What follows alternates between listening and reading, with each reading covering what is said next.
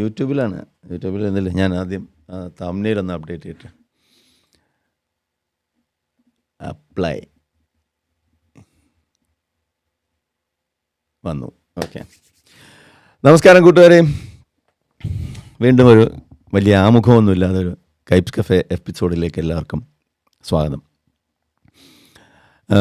ഇത് ഞാനിന്ന് ഇതിൽ ഈ നിങ്ങളെ നമ്മൾ തംബ്നെയിലിൽ കാണുന്ന പുള്ളിയുടെ പേര്, പുള്ളിയുടെ ബാക്കിയുള്ള ഡീറ്റെയിൽസ് ഒന്നും എനിക്കറിയില്ല.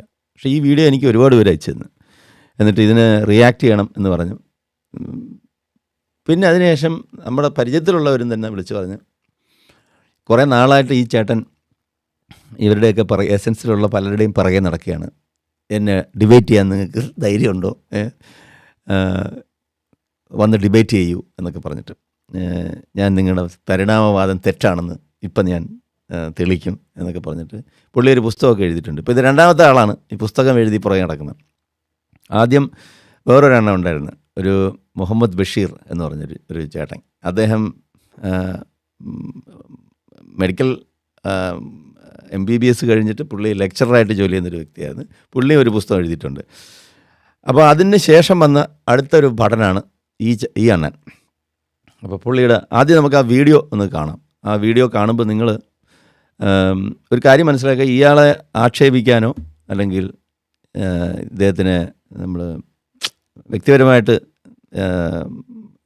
തെറി പറയാനോ ഒന്നുമല്ല. അപ്പോൾ കമൻറ്റിൽ നിങ്ങൾ ആരും പുള്ളി ആ രീതിയിൽ കാണരുത്. പുള്ളിയുടെ ചിന്താ പദ്ധതിയുടെ പ്രശ്നമാണ്. ഈ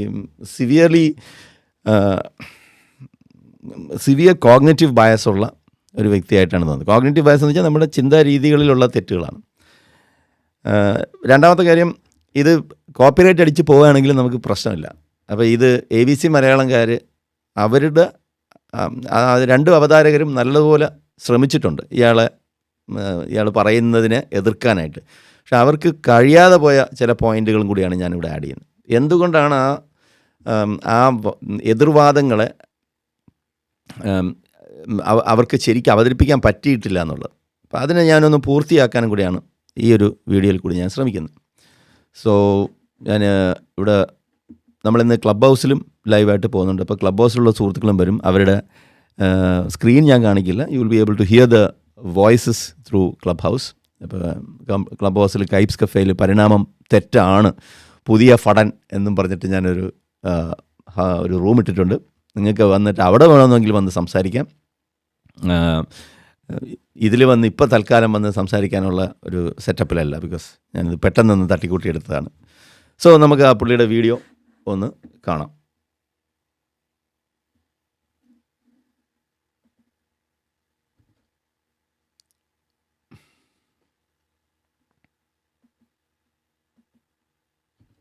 എടുക്കുന്നത് അതാണല്ലോ പരിണാമം എന്ന് പറയുന്നത്. അതാണ് പരിണാമം. ഒന്ന് മറ്റൊന്ന് സാദൃശ്യം ഉണ്ട്, പരസ്പര സാദൃശ്യം ഈ പ്രപഞ്ചത്തിന്റെ സ്വഭാവമാണ്. അത് ജീവനുള്ളതിനും ജീവനില്ലാത്തതിനും ഒക്കെ ഉണ്ട്. പരസ്പര സാദൃശ്യം ഒന്ന് മറ്റൊന്നായി മാറിയതിന് തെളിവാണെങ്കിൽ ഈ പ്രപഞ്ചം മുഴുവനും ഉണ്ടായത് പരിണമിച്ചാണെന്ന് പറയേണ്ടി വരും. അതിന് ഞാനൊരു സിമ്പിൾ എക്സാമ്പിൾ പറയാം. ആറ്റമിക് സ്ട്രക്ചർ എടുക്കുക. ആറ്റമിക് സ്ട്രക്ചർ എടുത്താൽ പീരിയോഡിക് ടേബിളിലെ ഏറ്റവും ആദ്യത്തെ ആറ്റം ഹൈഡ്രജനാണ്, രണ്ടാമത്തെ ആറ്റം ഹീലിയം, മൂന്നാമത്തേത് ലിഥിയം. അപ്പോൾ ആദ്യത്തെ ഹൈഡ്രജൻ ആറ്റത്തിൽ ഒരു ഇലക്ട്രോണും ഒരു പ്രോട്ടോണും ഉള്ളൂ, അല്ലേ? രണ്ടാമത്തെ ഹീലിയത്തിൽ 2 പ്രോട്ടോൺ 2 ഇലക്ട്രോൺ 2 ന്യൂട്രോൺ ഉണ്ട്. നെക്സ്റ്റില് ലിഥിയത്തിൽ എല്ലാം 3 ഉണ്ട്. അങ്ങനെ ഇലക്ട്രോൺ, പ്രോട്ടോൺ, ന്യൂട്രോൺ എന്നിവയുടെ എണ്ണം ക്രമീകൃതമായിട്ട് കൂടി വന്ന് 92 നാച്ചുറൽ എലമെന്റ്സ് ഉണ്ടായിട്ടുണ്ട്. അപ്പോ ജീവികളുടെ കാര്യത്തിലേക്ക് വരുമ്പോൾ ഞാൻ ഒരു കാര്യം, ഇവിടെ അവതാരകൻ ശ്രമിക്കുന്നുണ്ട്. ജൈവ പരിണാമത്തെ പറ്റിയാണ് ഇവിടെ നമ്മൾ പ്രതിപാദിക്കുന്നത്. അതാണ് നമ്മുടെ വിഷയം. ഈ ന്യൂക്ലിയർ സ്ട്രക്ചറിനെ കുറിച്ചോ ആറ്റംസിനെ കുറിച്ചോ ഒന്നുമല്ല. അതിൽ പ്രധാനപ്പെട്ടൊരു കാര്യം അവതാരകൻ മിസ് ചെയ്തതെന്ന് വെച്ചാൽ, ആറ്റംസും മോളിക്യൂൾസും സബറ്റോമിക് പാർട്ടിക്കിൾസ് ഒന്നും പ്രസവിക്കാറില്ല, അവർ ഇണചേരാറില്ല, അവർ എന്താ പറയുക, പ്രോട്ടീൻ സിന്തസിസ് നടത്താറില്ല, അവർ ഉപാപചയ പ്രവർത്തനങ്ങളൊന്നും ചെയ്യാറില്ല. അപ്പോൾ ഒരു വൈറസിന് പോലുമുള്ള ഒരു പ്രത്യേകത എന്ന് പറയുന്നത് ഇറ്റ് ക്യാൻ റീപ്രൊഡ്യൂസ് എന്നുള്ളതാണ്. അതിന് ജീൻ ട്രാൻസ്ഫർ നടത്താൻ പറ്റും, ജീൻ മ്യൂട്ടേഷൻ സംഭവിക്കുന്നുണ്ട്. And it can also share it's genetic material. അപ്പോൾ ഇതെല്ലാം ജീവൻ്റെ ഒരു നിർവചനമാണ്. ആദ്യം ഈ ജീവൻ എന്താണെന്ന് നിർവചിച്ച് കഴിഞ്ഞാൽ തീരാവുന്ന പ്രശ്നം മാത്രമേ ഈ അണ്ണനുള്ളൂ. ബാക്കിയുള്ളത് ഒന്നും റീപ്രൊഡ്യൂസ് ചെയ്യുന്നില്ല. ഇപ്പോൾ reproduction is the fundamental in my understanding. എൻ്റെ ഒരു മനസ്സിലാക്കൽ വെച്ചിട്ട് റീപ്രൊഡ്യൂസ് ചെയ്യാൻ പറ്റുക എന്നുള്ളതാണ്. ഉപാപചയം പോലും ചെയ്യണമെന്നില്ല. കാരണം വൈറസുകൾ ഉപാപചയ പ്രവർത്തനങ്ങൾ ചെയ്യുന്നില്ല. They don't do any metabolism. അവർ ഊർജം എന്താ പറയുക എനർജി ആയിട്ട് കൺവേർട്ട് ചെയ്യുന്നില്ല. They don't convert energy from the process of digestion. അങ്ങനെയൊന്നും വൈറസുകൾ ചെയ്യുന്നില്ല. അവർ റീപ്രൊഡ്യൂസ് ചെയ്യുന്നുണ്ട്. അവരുടെ ജനറ്റിക് മെറ്റീരിയൽ അവർ ട്രാൻസ്ഫർ ചെയ്ത് പോകുന്നുണ്ട്. അവർ മ്യൂട്ടേറ്റ് ചെയ്യുന്നുണ്ട്. That is why we call it almost living. കാരണം hundreds of thousands of years ആയിട്ട് ഡോർമൻ്റായിട്ട് കിടക്കുന്ന വൈറസുകളെ നമുക്ക് റീആക്ടിവേറ്റ് ചെയ്തെടുക്കാൻ പറ്റും. അപ്പോൾ റീആക്ടിവേഷൻ ചെയ്യുമ്പോഴത്തേക്കും ദേ വിൽ സ്റ്റാർട്ട് മൾട്ടിപ്ലൈയിങ്. അവർ റീപ്രൊഡ്യൂസ് ചെയ്യുന്നുണ്ട്, ഇൻഫെക്റ്റ് ചെയ്യുന്നുണ്ട്, ഇതൊക്കെ ചെയ്യുന്നുണ്ട്. അപ്പോൾ ബാക്ടീരിയ എടുത്താലും മൾട്ടി സെല്ലുലാർ ഓർഗാനിസംസ് എടുത്താലും ഇവരെല്ലാം തന്നെ റീപ്രൊഡ്യൂസ് ചെയ്യുന്നുണ്ട്. അപ്പോൾ അതൊരു മാനദണ്ഡമായി നമുക്കെടുക്കാം. അതൊരു ബേസിക് ബെഞ്ച് മാർക്കായിട്ട് എടുക്കാൻ പറ്റുന്നതാണ്. എന്താണ് ലൈഫ് എന്ന് ചോദിച്ചിട്ടുണ്ടെങ്കിൽ ഇനി നിങ്ങൾ പറയേണ്ടത് ഇതാണ് life. It can reproduce. And പിന്നെ there are some other conditions to life. പല രീതിയിൽ നിങ്ങൾക്ക് ലൈഫിനെ നിർവചിക്കാം. ആലങ്കാരികമായിട്ട് life this is a living planet എന്നൊക്കെ പറയാം. പക്ഷെ അത് യഥാർത്ഥത്തിൽ ലൈഫല്ല. അതൊരു കമ്പോസിറ്റാണ്. പ്ലാനറ്റ് എന്ന് പറയുന്നത് അതൊരു കമ്പോസിറ്റാണ്. ഒരുപാട് ഡൈവേഴ്സിറ്റിയുള്ള, ഒരുപാട് ജീവനും ഒരുപാട് ജീവികളും മാറ്ററും വെള്ളവും ഓർഗാനിക് കെമിക്കൽസും എല്ലാമുള്ള ഒരു കമ്പോസിറ്റാണ് പ്ലാനറ്റ് എർത്ത് എന്ന് പറയുന്നത്.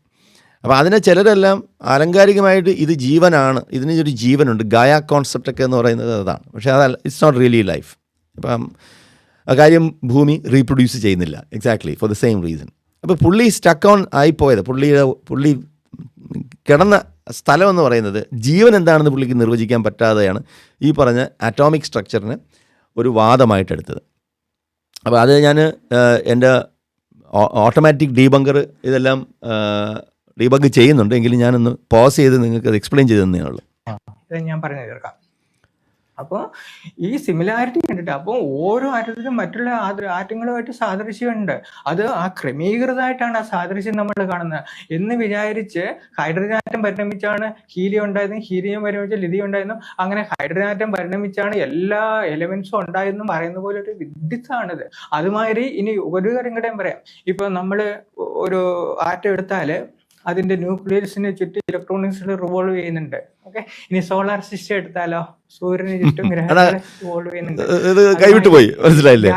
ഗാലക്സി എടുത്താല് ഒരു നക്ഷത്ര കൂട്ടങ്ങളാണ് ഗാലക്സി എന്ന് പറയുന്നത്. അപ്പൊ ഈ എല്ലാ നക്ഷത്ര കൂട്ടങ്ങളും ഗാലക്സിന്റെ കേന്ദ്രത്തെ അടിസ്ഥാനമാക്കി ചുറ്റിക്കറങ്ങുന്നുണ്ട്. എന്ന് വിചാരിച്ച് ക്ലബ് ഹൗസിൽ വീഡിയോയുടെ സൗണ്ട് പ്ലേ ചെയ്യുന്നില്ലെന്നാണ് പറഞ്ഞത്. അതെ അതെ അതെ അതെ. ഓക്കെ, ഞാനത് ഒന്ന് നോക്കട്ടെ. അത് കുഴപ്പമില്ല, നിങ്ങൾ യൂട്യൂബിൽ കണ്ടാൽ മതി. രണ്ടും അപ്പുറം ഓണാക്കിക്കൊണ്ടിരിക്കുക. യൂട്യൂബിൽ കണ്ടാൽ മതി. ഓക്കെ, അല്ല പുള്ളി ഇവിടെ ഇടുന്ന സാധനമാണ് സ്ട്രോമാൻ ഫാലസി. നമ്മളിപ്പോൾ ഫാലസികളിലോട്ടും അതിൻ്റെ ഫിലോസോഫിക്കൽ പെർസ്പെക്റ്റീവിൽ എപ്പിസ്റ്റമിക് റീസണിങ്ങിലേക്ക് പോവുകയാണെങ്കിൽ പുള്ളിയുടെ പ്രശ്നം എന്ന് പറഞ്ഞാൽ പുള്ളി ഒരു വൈക്കോൽ മനുഷ്യനെ സൃഷ്ടിച്ചു, എന്നിട്ട് ആ വൈക്കോൽ മനുഷ്യൻ ശരിയല്ല എന്ന് പറയുന്നു. അതുകൊണ്ട് ജൈവ പരിണാമം തെറ്റാണ്. അവിടെ ഓൾറെഡി ന്യൂക്ലിയർ അറ്റോമിക് സ്ട്രക്ചറും ന്യൂട്രോണും പ്രോട്ടോണും ഇതെല്ലാം പുള്ളി അവിടെ അവതരിപ്പിച്ച് കഴിഞ്ഞിട്ട് കണ്ടോ, ഇവിടെ സിമിലാരിറ്റീസ് ഉണ്ട്. ഇപ്പം നമുക്കറിയാം ന്യൂക്ലിയർ ഡീകെ അല്ലെങ്കിൽ ഫിഷൻ ഫ്യൂഷൻ ഇതുവഴിയെല്ലാം എലമെൻറ്റുകൾ ഉണ്ടാക്കാൻ പറ്റും. നാച്ചുറൽ എലമെൻറ്റ്സ് അല്ലാതെ നമുക്ക് റിയാക്ടേഴ്സിൻ്റെ അകത്ത് എലമെൻറ്റുകൾ സൃഷ്ടിക്കാൻ കഴിയും. അപ്പോൾ അതുകൊണ്ട് ഇതിവിടെ ഇലക്ട്രോണും പ്രോട്ടോണും സബറ്റോമിക് പാർട്ടിക്കിൾസിൻ്റെയും സിമിലാരിറ്റി ഉണ്ടെന്ന് വെച്ചിട്ട് അതിൻ്റെ ജീൻ സിമിലാരിറ്റി ആയിട്ട് എക്സ്ട്രാപ്പുലേറ്റ് ചെയ്ത് ഒരു വലിയൊരു വൈക്കോൽ മനുഷ്യനെ സൃഷ്ടിച്ചിട്ട് അതിനെ പുള്ളി അറ്റാക്ക് ചെയ്തിട്ട് നിലംപരിശാക്കി. പിന്നെ അവിടെ അവതാരകർ അത്രയും ഡീപ്പായിട്ട് പോയില്ല, ചിലപ്പോൾ പോയിട്ടുണ്ടാകും, ഇത് എഡിറ്റ് ചെയ്ത വേർഷൻ ആയിരിക്കാം. നമുക്ക് അത് തുടരാം. ഗാലക്സി എന്ന് പറയുന്നത്. അപ്പൊ ഈ എല്ലാ നക്ഷത്ര കൂട്ടങ്ങളും ഗാലക്സിന്റെ കേന്ദ്രത്തെ അടിസ്ഥാനമാക്കി പിന്നെ ഗാലക്സിയിലോട്ടൊക്കെ പോയി. എല്ലാത്തിനും ഒരു സാമ്യതയുണ്ട് എന്ന് വിചാരിച്ച് ആറ്റം പരിണമിച്ചാണ് സോളാർ സിസ്റ്റം ഉണ്ടായതെന്നും സോളാർ സിസ്റ്റം പരിണമിച്ചാണ് ഗാലക്സി ഉണ്ടായതെന്നും അവർ പറയുന്നുണ്ട്. ഗാലക്സി പരിണമിച്ച യൂണിവേഴ്സ് ഉണ്ടാവുമെന്നും പറയാൻ നമുക്ക് സാധിക്കില്ല. അങ്ങനെ ആരും പറയുന്നില്ലല്ലോ. അങ്ങനെയാണെന്ന് പറയുന്ന ഒരു വിഡിത്താണ്. ഒരു അങ്ങനെ പറഞ്ഞില്ലല്ലോ, ഡാർവിന്റെ പരിണാമ സിദ്ധാന്തത്തിൽ അങ്ങനെ പറയുന്നില്ലല്ലോ. Exactly, good point. ആരും അങ്ങനെ പറയുന്നില്ല. അപ്പോൾ പറയാത്ത ഒരു വാദം, വയ്ക്കാത്ത വാദം ഉന്നയിച്ചുകൊണ്ട് പരിണാമ സിദ്ധാന്തം അങ്ങനെ ഇപ്പം ഡാർവിൻ ഇല്ല എന്നെങ്കിൽ പോലും ഇന്ന് നമ്മൾ ഡാർവിൻ ജീവിച്ചിരുന്നില്ല എന്ന് കരുതുക. ഡാർവിൻ എന്ന് പറയുന്ന കഥാപാത്രമേ ഈ സിനാറിയോയിലില്ല. എന്നാൽ പോലും പരിണാമം ശരിയാണ്. അതെങ്ങനെയെന്ന് വെച്ചാലും ത്രൂ ജീൻസ്. നമ്മൾ ജെനറ്റിക്സ് പരിശോധിക്കുമ്പം നമ്മുടെ പല പ്രത്യേകിച്ചും ഈ പ്രൈമേറ്റ് വർഗത്തിൽപ്പെട്ട, നമ്മളെല്ലാം പ്രൈമേറ്റ്സാണ്, പ്രൈമേറ്റ് വർഗത്തിൽപ്പെട്ട, അതായത് കുരങ്ങ് വർഗത്തിൽപ്പെട്ട എല്ലാത്തിൻ്റെയും വളരെ സിമിലറാണ്. 98% സിമിലാരിറ്റി ഉണ്ട്, പ്രോബബ്ലി മോർ. അപ്പോൾ അത്രയും സിമിലാരിറ്റി ഉള്ളതിൻ്റെ കാരണം കൊണ്ടാണ് നമുക്കിതിനെ ഇപ്പം ബ്ലാസ്റ്റ് പോലത്തെ സോഫ്റ്റ്വെയർ ഒക്കെ വെച്ചിട്ട് ഇതിൻ്റെ ഏത് പീരിയഡിൽ എത്ര വർഷം മുൻപ് ഈ ജീൻസ് ഈ ജീവിയിൽ വന്നു ചേർന്നു എന്നൊക്കെ നമുക്ക് കണ്ടുപിടിക്കാൻ പറ്റുന്നത്. സോ എങ്ങനെയാണ് അത് വർക്കൗട്ട് ആവുന്നത്, അതെന്തുകൊണ്ടാണ് നമുക്ക് ചെയ്യാൻ പറ്റുന്നത്? Because evolution can be evaluated from A genetic perspective.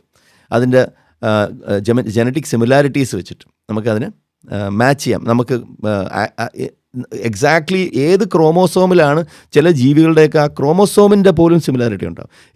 ഇന്ന ക്രോമോസോമിലാണ് ഈ പർട്ടിക്കുലർ ജീൻ,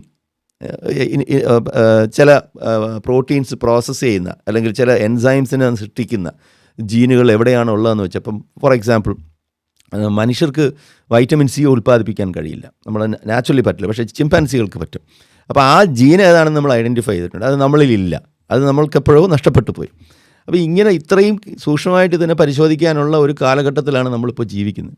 നമുക്ക് പല രോഗങ്ങളുടെ സാധ്യതകൾ, ഇത് കഴിഞ്ഞ ഒരു വീഡിയോയിൽ ഞാൻ പറഞ്ഞതാണ്, ചില രോഗങ്ങൾ ഉണ്ടാകാനുള്ള സാധ്യതകൾ ഇന്ന ജീൻ ഈ കൂട്ടം ജീനുകളിൽ നിന്നാണ് ഉണ്ടാകുന്നതെന്ന് വരെ നമുക്കിന്ന് അനുമാനിക്കാൻ പറ്റുന്നുണ്ട്.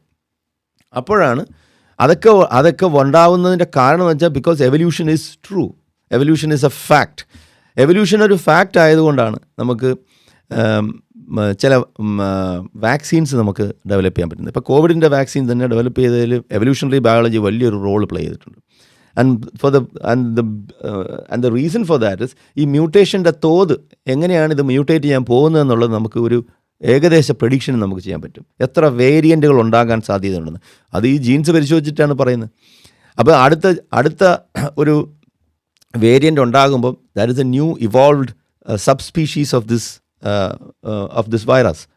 ഈ വൈറസുകൾ എങ്ങനെയാണ്, അല്ലെങ്കിൽ ബാക്ടീരിയകൾ, മെഗാപ്ലേറ്റ് എക്സ്പെരിമെൻറ്റ്, ഞാൻ അതിൻ്റെ സ്ലൈഡ് ഉണ്ടാക്കിയില്ല, മെഗാപ്ലേറ്റ് എക്സ്പെരിമെൻ്റ് എന്ന് നിങ്ങൾ അടിച്ചു നോക്കൂ, നമുക്ക് നേരിട്ട് കാണാം പരിണമിക്കുന്നത്, ഒരു ജീവി പരിണമിക്കുന്നത്, ഒരു ബാക്ടീരിയ പരിണമിക്കുന്നത്. 84 കണ്ട് റിച്ചർഡ് ലെൻസ്കി തുടങ്ങിയ ഒരു എക്സ്പെരിമെൻ്റാണ്. അതിപ്പോഴും ആ കോവിഡ് സമയത്ത് കുറച്ച് നാളത്തേക്ക് അത് തൽക്കാലം സസ്പെൻഷനിലായിരുന്നെങ്കിൽ പോലും അന്ന് പോലും ഇദ്ദേഹം ലാബിൽ പോകുമായിരുന്നു ഇവർക്ക് ഭക്ഷണം കൊടുക്കാനായിട്ട്, ബാക്ടീരിയയ്ക്ക് ഭക്ഷണം കൊടുക്കാനായിട്ട്.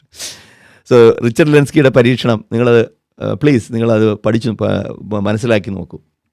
പിന്നെ അതുപോലെ ഒരുപാട് നമ്മളുടെ ഈ കാലഘട്ടത്തിൽ തന്നെ പരിണമിച്ച കുറേ സ്പീഷീസുകളുണ്ട്. പ്രത്യേകിച്ചും ലണ്ടൻ ട്യൂബിൽ പരിണമിച്ച ഈജിപ്റ്റിക്കസ് മൊസ്കിറ്റോ, ഒരു കൊതുകുണ്ട്. ആ കൊതുക് നിരന്തരമായി ലണ്ടൻ ട്യൂബിൽ തന്നെയാണ്. അവിടെ ഉള്ള ആൾക്കാരുടെ രക്തമെല്ലാം കുടിച്ചിട്ട് അത് വളരെ ഹാപ്പി ആയിട്ട് അതിൻ്റെ അകത്ത് തന്നെ സർവൈവ് ചെയ്ത് ഇപ്പോൾ ഒരു സ്പീഷീസായി മാറി.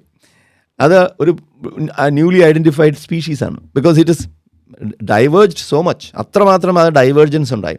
ഇനി ഈ ഒറിജിനൽ ഇതുമായിട്ട് അത് ഇണചേർന്നാൽ ഓഫ് സ്പ്രിങ്സ് ഉണ്ടാകാനുള്ള സാധ്യതകൾ വളരെ കുറവാണ്. അപ്പം ഈ പരിണാമത്തിൻ്റെ ഫൗണ്ടേഷൻ എവിടെയാണ് കിടക്കുന്നത്? അതിൻ്റെ തറക്കല്ലെന്ന് പറയുന്നത് ഡാർവിനും അല്ല, ഫോസിലും അല്ല, ഒന്നുമല്ല. പരിണാമത്തിൻ്റെ തറക്കല്ല് കിടക്കുന്നത് ജീൻസിലാണ്. അതിനെയാണ് നമ്മളിന്ന് ന്യൂ സിന്തസിസ് എന്ന് വിളിക്കുന്നത്. So let's get back to this fellow's video. ജീവികളുടെ കാര്യത്തിൽ മാത്രമല്ലേ പറയുന്നുള്ളൂ. ആ ജീവികളെ പറ്റി പറയുന്നത്, പക്ഷെ ആ സാദൃശ്യം കണ്ടിട്ടാണ് പറയുന്നത്. അപ്പോൾ ഒന്നിന് മറ്റൊന്നായുള്ള സാദൃശ്യം ഒന്ന് മറ്റൊന്നായി മാറി എന്നതിനെ തെളിവല്ല എന്നാണ് ഞാൻ പറയുന്നത്. അവർക്ക് ഈ സാദൃശ്യം മാത്രമേ തെളിവായി കാണിക്കുന്നുള്ളൂ, വേറെ ഒരു തെളിവും അവർക്കില്ല. കുറച്ചുകൂടെ പുറകോട്ട് പോയി കഴിഞ്ഞാല് ഈ മനുഷ്യന്റെ രൂപം ഒരു എന്ന് വെച്ച് കഴിഞ്ഞാൽ ഒരു വേറെ ഒരു തെളിവുമില്ല. ഏത് അങ്ങ് കോൺഫിഡൻ്റ് ആയിട്ട് പറയണം. ഈ ഇത്രയും കോൺഫിഡൻസോടുകൂടി പറയുമ്പോൾ നമ്മൾ അവിടെ യഥാർത്ഥത്തിൽ നിർത്തണം.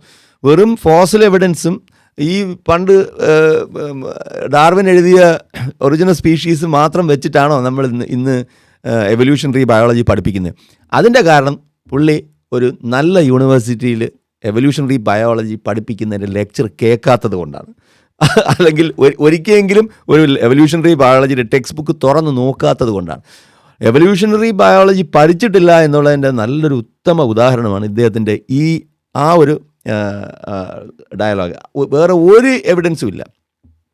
നിങ്ങൾ ബ്ലാസ്റ്റ് എവല്യൂഷണറി ബയോളജി അല്ല, ജെനറ്റിക്സ് ബ്ലാസ്റ്റ് കമ്പാരിസൺ എന്ന് നിങ്ങൾ നോക്കിയാൽ ആവശ്യം പോലെ പല സ്പീഷീസിനെ നിങ്ങൾക്ക് കമ്പയർ ചെയ്യാം ജെനറ്റിക്സ് വെച്ചിട്ട്. അപ്പോൾ സിമിലാരിറ്റി ഉണ്ടാകുന്നത് എന്തുകൊണ്ടാണ്? അല്ലാതെ ഈ വിഷ്വൽ സിമിലാരിറ്റി അല്ല. Let me give you another good example. ഞാൻ പക്ഷികളെ നിരീക്ഷിക്കുന്ന ഒരാളാണെന്ന് നിങ്ങൾക്കൊക്കെ അറിയാം, ചിലർക്കെങ്കിലും അറിയാം. ഓക്കെ, അവിടെ എൻ്റെ ഒരു ചാനലിൻ്റെ ഒരു ലിങ്ക് ഞാൻ പിന്നീട് എപ്പോഴെങ്കിലും ഇതിലിടാം. അപ്പോൾ നമുക്ക് സിമിലർ ആയിട്ടുള്ള, പ്രത്യേകിച്ചും ഈ യൂറോപ്പിലും വെസ്റ്റേൺ ഗാട്ട്സിലും വനപ്രദേശത്ത് ട്രോപ്പിക്കൽ റീജൻസിലൊക്കെ ഒരുപാട് സിമിലർ ആയിട്ടുള്ള ബേർഡ്സ് ഉണ്ട്. അപ്പോൾ പണ്ട് കാലങ്ങളിൽ ഈ ബേർഡ്സിൻ്റെ സിമിലാരിറ്റീസ് വെച്ചിട്ട് നമ്മൾ ഡാർവിൻ്റെയൊക്കെ സമയത്ത് ഒരു 100 years back, 150 years back, similarities വെച്ച് നമ്മൾ ഒരുപാട് ബേർഡ്സിനെ ക്ലാസിഫൈ ചെയ്തിരുന്നു, തെറ്റായിട്ട് ക്ലാസിഫൈ ചെയ്തിരുന്നു. പിന്നെയാണ് ഇതിൻ്റെ ജനറ്റിക് അനാലിസിസ് ചെയ്തതിന് ശേഷം ഇത് സിമിലർ സ്പീഷീസ് അല്ല, ഇതൊരു വേറെ സ്പീഷീസാണ്, ഇതിൻ്റെ ഒരു സബ് സ്പീഷീസ് പോലെ it is an entirely different species എന്നുള്ളത് നമ്മൾ മനസ്സിലാക്കി. ഇപ്പം വാബ്ലേഴ്സ് കുഞ്ഞു ചെറിയ പക്ഷികളാണ്, അതിനെ ഒബ്സർവ് ചെയ്യാനും വലിയ പാടാണ്. അതുകൊണ്ടാണ് അത് ഭയങ്കര ചലഞ്ചിങ് ആവുന്നത്. അപ്പം ഞാൻ കുറേ വാബ്ലേഴ്സിൻ്റെ പടം എടുത്തിട്ടുണ്ട്. അപ്പം ഈ ബ്ലാക്ക് ആൻഡ് വൈറ്റ് വാബ്ലർ, അതേപോലെ northern warbler and Carolina warbler, ഇതിനെയൊക്കെ നിങ്ങൾ സാധാരണ ഒരു വ്യക്തി കാണുമ്പോൾ, നമ്മളൊക്കെ കാണുമ്പോൾ പോലും എല്ലാം ഒരേപോലെ ഇരിക്കും, ഒരേ വ്യത്യാസം കാണില്ല. ഇതിൻ്റെ എന്താണ് വ്യത്യാസം? പിന്നെ സ്പാരോസിൽ തന്നെ ഏകദേശം സിമിലറായിരിക്കുന്ന ഒരുപാട് ബേർഡ്സ് ഉണ്ട്. But they are genetically dissimilar, they are entirely different species. അവർ ഇണ ചേരാറില്ല, പക്ഷേ ചില ജീവികൾ ഇണ ചേരാറുണ്ട്. ഇപ്പോൾ കാനിസ് വിഭാഗത്തിൽപ്പെട്ട നമ്മൾ പറഞ്ഞ പട്ടി ഇനം, ഇപ്പോൾ കാനിസ് ലൂപ്പസ് ഉണ്ട്, അതേപോലെ കയോട്ടീസ് ഉണ്ട്. ഇവിടെ നോർത്ത് അമേരിക്കയിലുള്ള ഒരു നരി കയോട്ടീസ് ഉണ്ട്. അത് ഡൊമസ്റ്റിക്കേറ്റഡ് പട്ടികളുമായിട്ട് ഇണ ചേരുന്നുണ്ട്. അങ്ങനെ ഒരു നാച്ചുറൽ ഹൈബ്രിഡ് ഫോം ചെയ്യുന്നത്. ഇതാരും ഇണ ചേർത്തതല്ല, ഇൻറ്റൻഷനലി ചേർത്തല്ല. ഇൻറ്റൻഷനലി ചെയ്യുന്ന പരിപാടികളൊക്കെ ഉണ്ട്. ഇപ്പോൾ യൂറോപ്പിലൊക്കെ നമ്മളുടെ പട്ടി എന്ന് പറയുന്നത് കാനിസ് ലൂപ്പസ് തന്നെയാണ്, Cannes lupus familiaris.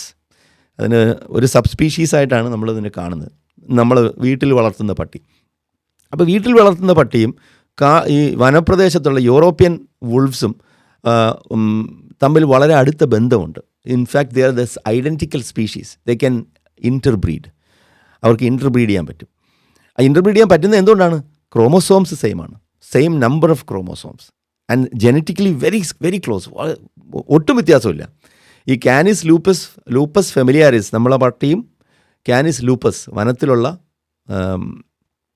വുൾഫും they are exactly the same species, വ്യത്യാസമില്ല. പിന്നെ സ്വഭാവം മാറുന്നു. അതിന് സ്വഭാവം മാറുന്നതിൻ്റെ കാരണം എന്ന് വെച്ചാൽ നമ്മളിതിനെ ഡൊമസ്റ്റിക്കേറ്റ് ചെയ്തു. 40,000 വർഷം കൊണ്ടുള്ള ഡൊമസ്റ്റിക്കേഷൻ. ഇതിനെക്കുറിച്ച് നല്ലൊരു വീഡിയോ നമ്മൾ കൃഷ്ണപ്രസാദ് ചെയ്തിട്ടുണ്ട്. അപ്പോൾ അത് നിങ്ങൾ കാണുക. ആ വീഡിയോയിൽ ഈ പട്ടികളുടെ പരിണാമം, പട്ടികൾ ഇന്ന് കാണുന്ന വുൾഫിൽ നിന്നല്ല, റിമെമ്പർ, ഇന്ന് നമ്മൾ കാണുന്ന വുൾഫിൽ നിന്നല്ല നമ്മുടെ ഡൊമസ്റ്റിക് ഇത് വന്നിരിക്കുന്നത്. ഇന്നത്തെ വുൾഫും ഡൊമസ്റ്റിക് ഡോഗ്സിനും ഒരു പൊതു പൂർവികനുണ്ടായിരുന്നു, ഒരു കോമൺ ആൻസസ്റ്റർ ഉണ്ട്. So this is a living example. നമുക്ക് എന്തുകൊണ്ടാണ് ഇങ്ങനെ ഇതിനെ ഹൈബ്രിഡൈസ് ചെയ്യാൻ പറ്റുന്നത്? Because of the genetic similarities. And എന്തുകൊണ്ടാണ് ചില ജീവികൾ ഇണ ചേരുമ്പോൾ തന്നെ chances of fertile of springs വരാനുള്ള ചാൻസ് കുറവാകുന്നത് എന്തുകൊണ്ടാണ്? അതിൻ്റെ കാരണം അവർ അത്ര ഡിസിമിലർ ആയതുകൊണ്ടാണ്. അത് അതിൻ്റെ പൊട്ടൻസി കുറവാണ്. ആ ജനറ്റിക് റീകോമ്പിനേഷൻ നടക്കാനുള്ള ചാൻസസ് വളരെ കുറവാണ്. ചിലപ്പം ചാപിള്ളയായിട്ടൊക്കെ കുട്ടി ജനിക്കും. അപ്പോൾ കുതിരയും കഴുതയും തമ്മിൽ ഇണ ചേരുമ്പോൾ ഇവർ രണ്ടും ഏകദേശം സിമിലറാണ്. പക്ഷേ ജനിക്കുന്ന കുഞ്ഞ് മ്യൂളിന് 99.99%, 4-5 കേസുകൾ മാത്രമേ ചരിത്രത്തിൽ റിപ്പോർട്ട് ചെയ്തിട്ടുള്ളൂ വേർ മ്യൂൾസ് ഹാവ് റീപ്രൊഡ്യൂസ്ഡ്. അതിൽ ചിലതെല്ലാം സംശയമാണ്, അത് ഉള്ളതാണോ എന്ന് പോലും നമുക്കറിയില്ല. പക്ഷേ എങ്കിലും പലരും അതിനെ സ്റ്റഡി ചെയ്തിട്ട് അത് റിപ്പോർട്ട് ചെയ്തിട്ടുണ്ട്. അതായത് മ്യൂൾ റീപ്രൊഡ്യൂസ് ചെയ്തിട്ടുണ്ട്. ബട്ട് അത് ചെയ്യുന്നുണ്ടോ ഇല്ലേ എന്നുള്ളത് ബൈനറി ആയിട്ട് നമുക്ക് പറയാൻ പറ്റില്ല. But the chances of successful offsprings from mules are less. അതുകൊണ്ടാണ് എപ്പോഴും കുതിരയും കഴുതയും ഇണ ചേർന്നാലും 100% നമുക്ക് ഓഫ് സ്പ്രിങ്സ് കിട്ടില്ല. ഓക്കെ, സോ അത്രയും പറയേണ്ട കാര്യം എന്ന് വെച്ചിട്ടുണ്ടെങ്കിൽ എവല്യൂഷൻ നമ്മളുടെ ചുറ്റുവട്ടത്ത് തന്നെ നമ്മൾക്ക് തന്നെ അതിൻ്റെ ചില ലക്ഷണങ്ങൾ നമുക്ക് കാണാൻ പറ്റും. ഒരിക്കലും നമുക്ക് ഒരു ജീവിതകാലത്ത് എവല്യൂഷൻ നടക്കുന്നത് കാണാൻ പറ്റില്ല. അതുകൊണ്ടാണ് ഈ ദൈവവിശ്വാസികൾ പരിണാമത്തിനെ എതിർക്കുന്ന ഇതേപോലുള്ള ആൾക്കാരൊക്കെ വന്നിട്ട് നിങ്ങളുടെ കൺമുമ്പിൽ പരിണാമം നടക്കുന്നത് നിങ്ങൾക്ക് കാണാൻ പറ്റുമോ? കാണാൻ പറ്റില്ല. കാരണം ഒരു മനുഷ്യൻ്റെ ആയുസ് അല്ലെങ്കിൽ ഒരു മാമലിൻ്റെ ആയുസ് മിനിമം ഒരു പട്ടിയോ പൂച്ചയൊക്കെ ആണെന്നെങ്കിൽ ഒരു 10-15 വർഷം വരെയൊക്കെ ജീവിച്ചിരിക്കും. പൂച്ചകളൊക്കെ അതിനേക്കാളും കൂടുതൽ ജീവിച്ചിരിക്കും. അപ്പോൾ പട്ടിക്ക് ഒരു മാക്സിമം പോയ ഒരു 12 to 14 years. Some breeds don't even go that far. So when you have such a long period, ഇതിൻ്റെ സൈക്കിൾസ്, ഇതിൻ്റെ reproductive cycles, I mean generational cycle and its reproductive cycle, എല്ലാ കൊല്ലവും ചിലപ്പം പ്രസവിച്ചെന്നിരിക്കില്ല. അപ്പോൾ ഇതിൻ്റെ ജനറേഷണൽ സൈക്കിൾ വളരെ സ്ലോ ആണ്. അതുകൊണ്ടാണ് നമ്മൾ ബാക്ടീരിയയിൽ ഈ പരീക്ഷണം നടത്തുന്നത്. കാരണം അതിൻ്റെ generational cycles are very very short. ചിലപ്പം 6-7 മണിക്കൂറൊക്കെ ആയിരിക്കാം. 5 മണിക്കൂർ 6 മണിക്കൂർ കൊണ്ട് അത് മൾട്ടിപ്ലൈ ചെയ്യും. ചിലതൊക്കെ അതിനേക്കാളും ഫാസ്റ്റായിട്ട് വളരെ ക്വിക്ക്ലി മൾട്ടിപ്ലൈ ചെയ്യുന്ന ബാക്ടീരിയാസാണ് ഈ നൈട്രോബാക്ടർ സിമോണസ് എന്നൊക്കെ പറയുന്ന ഈ സുവേജ് പ്രോസസ്സിങ്ങിലൊക്കെ ഉപയോഗിക്കുന്ന bacteria. So that is the reason നമുക്ക് നേരിട്ട് കാണാൻ പറ്റില്ല. അതുകൊണ്ടാണ് റിച്ചർഡ് ലെൻസ്കിയുടെ സ്റ്റഡി ഇവിടെ പ്രസക്തമാകുന്നത് പരിണാമത്തെക്കുറിച്ച് നമ്മൾ പറയുമ്പോൾ. നെക്സ്റ്റ് കഴിഞ്ഞാൽ ഈ മനുഷ്യന്റെ രൂപം ഒരു എന്ന് വെച്ച് കഴിഞ്ഞാൽ ഒരു വലിയൊരു രൂപത്തിൽ നിന്ന് ചെറിയ രൂപത്തിലേക്ക് ആവുന്നുണ്ടെന്നുള്ളത് എനിക്ക് തോന്നുന്നുണ്ട്. അതുപോലെ തന്നെ ഇപ്പൊ മനുഷ്യരുടെ തന്നെ ഈ വാലല്ലുകൾ എന്ന് പറഞ്ഞ സംഭവം ഉണ്ടല്ലോ. ശരിക്കും മനുഷ്യന് വാലിന്റെ ആവശ്യമില്ല, പക്ഷെ ഇപ്പോഴും അവന് അതിന്റെ അവശേഷിപ്പുകളുണ്ട്. ഇപ്പൊ നമ്മൾ നോക്കി കഴിഞ്ഞാൽ വാലല്ല് ഉണ്ടാവുമല്ലോ. അതിനൊരു ഇദ്ദേഹം ഇവിടെ പറഞ്ഞ് തുടങ്ങുന്ന കാര്യം നല്ലൊരു പോയിന്റാണ്. അതായത് വെസ്റ്റീജിയൽ ഓർഗൻസ്, അതിനെക്കുറിച്ച് ഞാൻ പിന്നീട് കുറച്ചും കൂടി ഡീറ്റെയിൽ ആയിട്ട് പറയാം. പക്ഷെ പുള്ളി പറഞ്ഞവിടെ നിർത്തിയത് എങ്ങനെയാണ് മറ്റേ ആളെ എതിർക്കുന്നതെന്നും കൂടി നോക്കിയോ. സാമ്യതയുണ്ട്. ഇത് പുരാതന മനുഷ്യന് വാലുണ്ടായിരുന്നു എന്ന് പറയുന്നുണ്ട്. അതിന് തെളിവാണല്ലോ വാലല്ലുകൾ. ഈ പറയുന്ന ഫോസിൽ തെളിവുകൾ ഇതൊക്കെ ഉണ്ട്, തെളിവില്ല എന്ന് ഞാൻ പറയുന്നില്ല. പക്ഷെ അത് സാമ്യതയെ അടിസ്ഥാനമാക്കിയാണ്. ആ സിമിലാരിറ്റി ഒരു ജീവി മറ്റൊരു ജീവിയായി ആ സിമിലാരിറ്റിയെ പുള്ളി ഡിസ്കാർഡ് ചെയ്യാണ്. സിമിലാരിറ്റി ഒരു വിഷയമല്ല. അതുകൊണ്ടാണ് ഞാൻ പറഞ്ഞ ചില പക്ഷികൾ വളരെ സിമിലർ ആയിരിക്കും, പക്ഷെ അവർ വേറെ സ്പീഷീസാണ്. പൂച്ചകൾ തന്നെ വളരെ സിമിലറായിട്ടുള്ള ഒരുപാട് വൈൽഡ് ക്യാറ്റ്സ് ഉണ്ട്, but they are different species അല്ല.